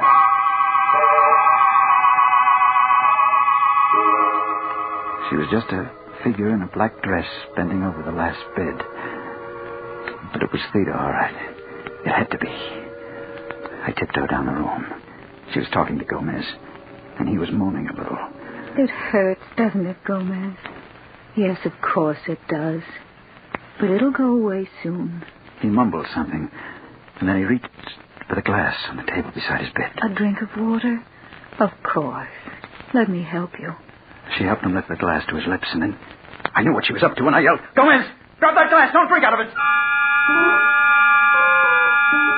He dropped it all right, but it was too late. He'd already drunk from it. He turned to stare at me, his mouth open, and she moved toward the door right beside her. I ran after her, but it was too late. When I reached it, she was gone, swallowed up in a dark hall. I knew it wasn't any use hunting for her, and I turned back to Gomez. In my impatience, I grabbed his shoulder. Gomez! Who was she? What did she want? Mr. Storm, you're not supposed to be in here. What are you doing to my patient? I'm going to make him answer me. Take your hands off it. He's not going to answer any questions for you tonight. And I say yes. I'm afraid not, Mr. Storm. He's dead. Yes. He was dead, all right. The only possible witness who could have led me to her, and she eliminated him. And then I knew that whoever she was and whatever her game was, trying to find her was going to be about as safe as moving into a den of rattlesnakes. I put in a bad night trying to figure it all out. Next morning, when I got down to the paper, my eyes looking like two holes burning a bladder, I hunted up my editor, Harry Holloway, in the city room. Well, look at Frankenstein. What happened to you, Bill? Oh, I'm all right, Harry. Listen, anything new come in about those thugs who killed Tom? Not a thing. Paper's needling the police, but, well, so far, no results. And there won't be either, till we find that girl in black. She's the key to the whole thing, I know it. Aren't you getting a little hipped about that girl in black? After all, she may be perfectly innocent. Oh, yeah? Then how do you explain her killing Gomez last night, just before I could question him? Bill, are you sure you didn't imagine you saw her at the hospital? After all, nobody else did. Not even the nurse. Imagine it. I heard her talking to him. in a soft, honey voice as if she was bringing them flowers instead of poison. Yeah, that's another thing. The hospital autopsied Gomez, found no trace of poison. They claim it was internal hemorrhage and shock that killed him. Sure, the shock of a nice, healthy slug of poison in his glass of water. Suppose they didn't find anything. They weren't looking for it, that's all. Harry, look, I saw her kill her. Okay, you saw her. Now what? I want to be relieved of all assignments until I find her, that's what. She's in this city, and I'll run her down inside a week. Or I'll quit calling myself a reporter. A week, I said. Didn't take any week to find her. Not that girl. She got around too much. I saw her again just 1 hour later. It happened like this. I went back to my apartment, and I dropped into a chair beside my window. And I started trying to figure my next move. Now, I have an inside room, and the window looks right out on another building across an air shaft, not 10 feet away. I'd been sitting there about half an hour when, out of the corner of my eye, I saw someone in the room directly across from me come to the window and stand there, looking over at me. It was a girl in a black dress, wearing a cute little hat with a black veil down over her eyes. And as soon as I saw her, I knew it was Theda. Don't ask me how I knew, I just did. Standing there with a 10-foot air shaft separating us. Well, I did what I could. I turned so that she couldn't see what I was doing, and I got Captain Hughes on the phone. He said that he'd have the building surrounded if I could keep her talking for 5 minutes. Well, I hung up the phone and I turned back toward the window, trying to act casual. Hello, Theda. Looking for me? Hello, Bill. No, it's just accidental that I'm here. But you're looking for me, aren't you? Her voice did something to me. I can't explain it. It sounds crazy for a hard-boiled crime reporter to say, but it seemed to get down inside me and twist things all around. Why, a minute ago I had hated her. And now... Well, now I knew why Tom had gone overboard about her. I said something, anything to keep her talking. Why, yeah, Peter, I've been looking for you. You're a hard girl to find. I have to be, Bill. But why, Theda? Look, you're just a kid. What kind of a racket are you mixed up in anyway? I'm sorry, Bill. I can't answer that. But listen, you could be anything you wanted. You don't have to be mixed up with murder. Then you think I'm a murderer? Oh, what else can I think? Last night you killed that poor devil at the hospital. I saw you. Yes, I know. You wouldn't believe me if I told you you're wrong, would you? Oh, I'd like to, Theda, but I can't. I'm sorry, Bill. Someday you'll know the truth. Now I have to go. Oh, no, wait. Let me look at you. I think we met someplace before. Yeah, it was Chicago. But I can't remember where. Please don't try to, Bill. And don't try to find me anymore. Now, goodbye. Oh, no, wait. But she was gone. And then somebody else appeared at the window. A window washer. He started to climb out on the sill to fasten his belt to the safety hooks. And I yelled at him, "Hey, you! That girl that was there, stop her!"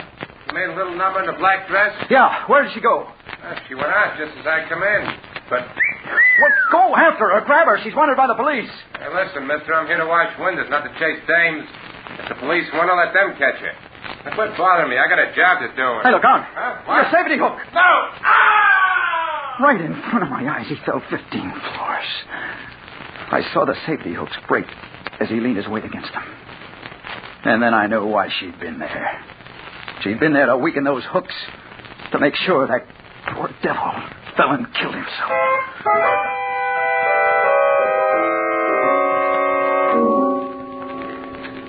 Well, Storm, we didn't get her. She slipped through our fingers somehow. But she was there, Captain. I saw her. I talked to her. She was there, all right. We found a handkerchief in the room, a woman's handkerchief. Initial J on it. Heavy perfume. Here it is. Lilac. It's drenched in lilac. But look, the initials J. She said her name was Theda. She was kidding you. But she did the job, all right. Those safety hooks had been filed away to nothing. One of the local mobs is trying to get control of the window washers union. That's why she was killed. Intimidation. Sweet little lady, that one. Hey, but Storm, the elevator boy who took her up says she was a blonde. Not a brunette. He was crazy. Her hair's as black and soft as midnight. Getting poetic, aren't you? I wonder if you're still as anxious to find that girl as you were. What? Of course I am. Yeah? And when I find her, she'll get what's coming to her.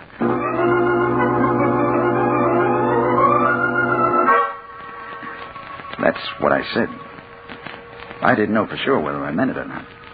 I just knew that I had to find her again. For 4 days, I combed the town for that girl. And then, 2 nights ago, as I was walking home, just about midnight, I ran into Dutton, a cop I knew, looking down the dark street and scratching his head. Hello, Dutton. What's the matter? You see a ghost? Oh, hello, Mr. Storm. No, but I got a funny feeling I just saw that girl Captain Hughes once picked up. You did? Where? When? Just a minute ago. I was walking my beat when this dame comes past me, all dressed in black, and she smiles at me. Yeah, go on. What happened then? Where'd she go? Down the street. She turned into that door down there. Well, come on, then. If she's still there, we gotta get her. In 30 seconds, we were standing before the dark door that Dutton said the girl had turned into. It was partly open. That's the door, Mr. Storm. But that's the entrance to a first storage loft. Why would she go in there? I don't know, but we'll find out. Well, better let me go first. I got a gun here. I'll see what's going on inside. He pushed the door open, stepped into the dark hall. And then I heard him call out. Hey, lady, I want to talk to you. Hey, you up there. Put down that fur. Put it down. Dutton! Dutton! Who shot you? Was it the girl? No. She was just standing there. It was 2 guys upstairs. I hijacked them with furs. They... Dutton! Dutton!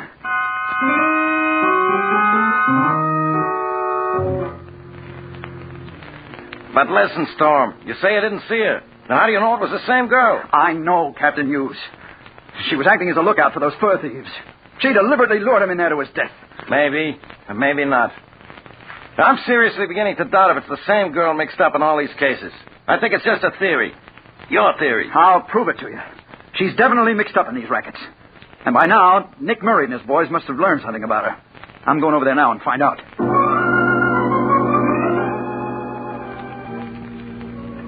When I got to Murray's club, one of the boys showed me up to the office. Hello, Storm. Come in and sit down. Thanks. I will. Can I fix you a drink? No, thanks. No?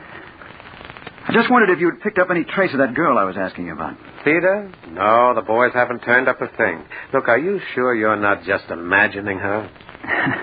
That's what the police are beginning to think, too. But I'm not, Nick. She's real, all right. Listen, if there was any such girl working in this man's town, I'd know about her by now. Unless she's awful smart. And it looks like this one is. Oh, well, I guess I'd better go and get some sleep. I need it. Oh, before you go. Yeah? I don't know anything about the girl, but tomorrow I may be able to tell you who killed your sidekick, Tom Jervis. You may? Yeah. When? Well, I won't have the dope until tomorrow night. If you'll meet me around 10, I can give it to you. I'll meet you. Just say where. You know the Tambourine Bar on 3rd Avenue? No, but I'll find it. Okay, there's a back room. Meet me there about 10. And come alone. About 10? Right. I'll be there.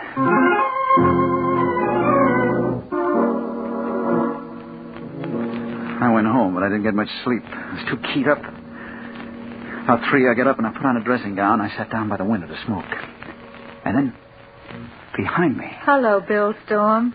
I turned, and she was there, standing in the doorway.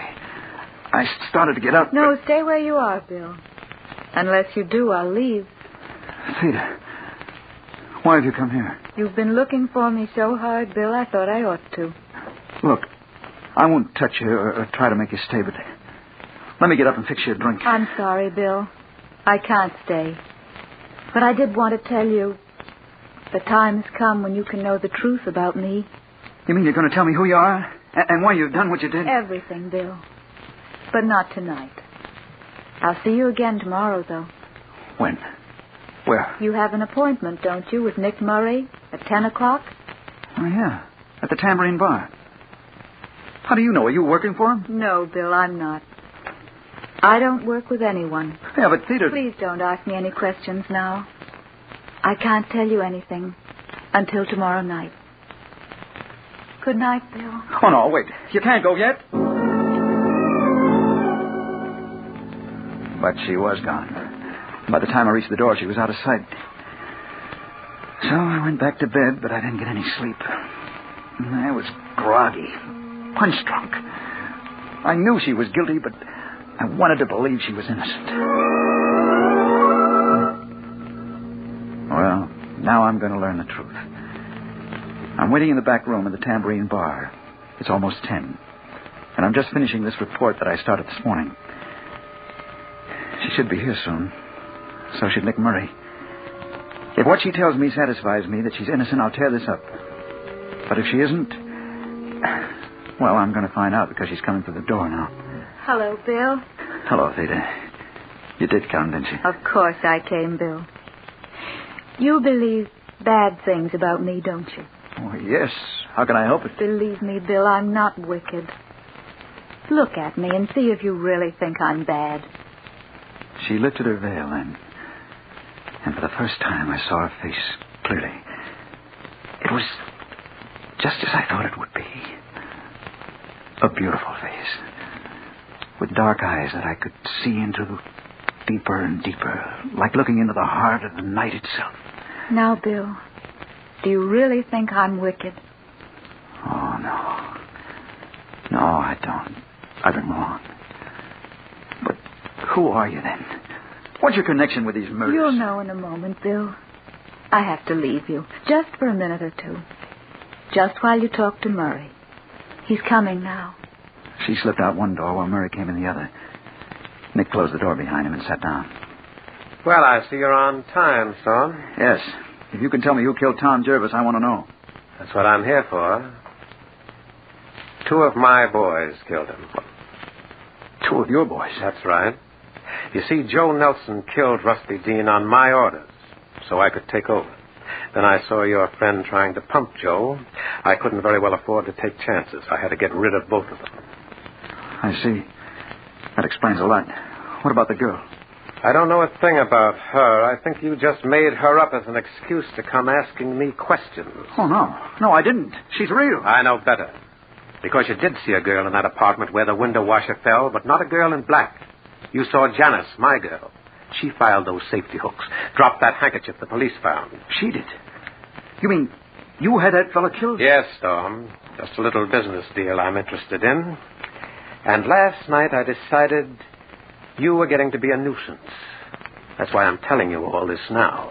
Because you're not going to pass it on. Oh, no. No, put that gun away. You can't get away with it. You... Goodbye, Storm.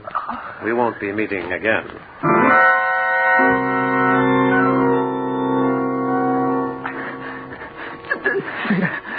Theda. Here I am, Bill. Theda, help me. Call a doctor. I'm sorry, Bill, I can't. But it won't hurt long. Theda. Yes, Bill. I recognize you now. I know where I saw you that time in Chicago. Yes, Bill, I knew you'd remember. Oh, no. No, stay away from me. Bill, don't be afraid of me. Oh, no. Stay away from me. Stay away. Bill, come back.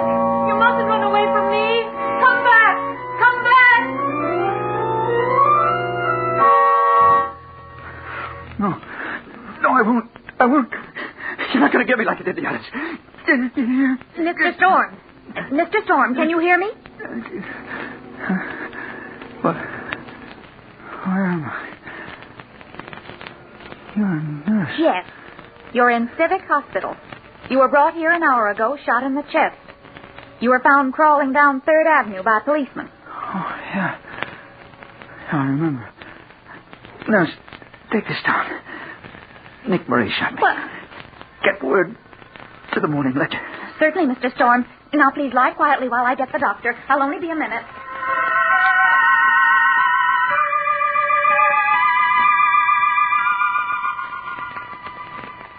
Hello, Bill. Hello, Thea. You followed me here. Yes. You shouldn't have run away, Bill. I did it because I remembered where I saw you last. In Chicago. The time I was in a taxi accident. I saw you in the other car just before we hit. 3 people were killed. That's right, Bill. You did see me then. And now you know who I am. Yeah. Yeah, I know. Now I understand why you have to be around when people die. You don't kill them. It's just your job to be there. But I never expected you to be a beautiful girl. Why not, Bill? Just because people think of me as an ugly old man with a scythe, does that make it true? I'm not really ugly, you know. I'm not someone you have to be afraid of. Oh, no. And I'm glad you're beautiful. Makes it easier this way. Now take my hand, Bill. It's time for us to go. Yeah, sure. I'm ready.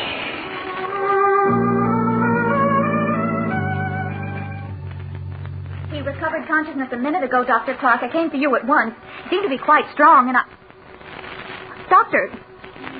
Clark! He's dead.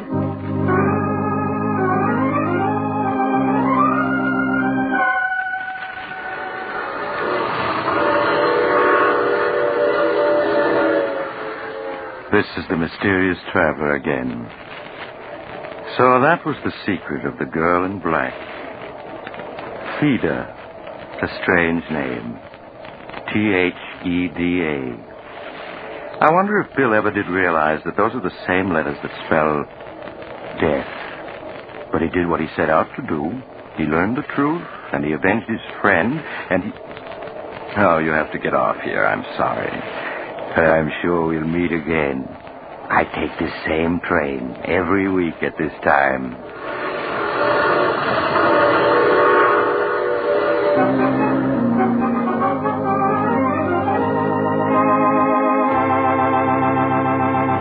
You've just heard The Mysterious Traveler, a series of dramas of the strange and terrifying. In tonight's cast were Maurice Tarplin, Chet Stratton, James Van Dyke, Wendell Holmes, Mort Lawrence, and Joan Tompkins. Original music was played by Jack Ward. The Mysterious Traveler is written, produced, and directed by Rob Arthur and David Kogan. Listen next week to a tale titled Death Wears My Face. Another strange and shivery tale of The Mysterious Traveler. The Mysterious Traveler came to you from our New York studios. Carl Caruso speaking. This is the Mutual Broadcasting System.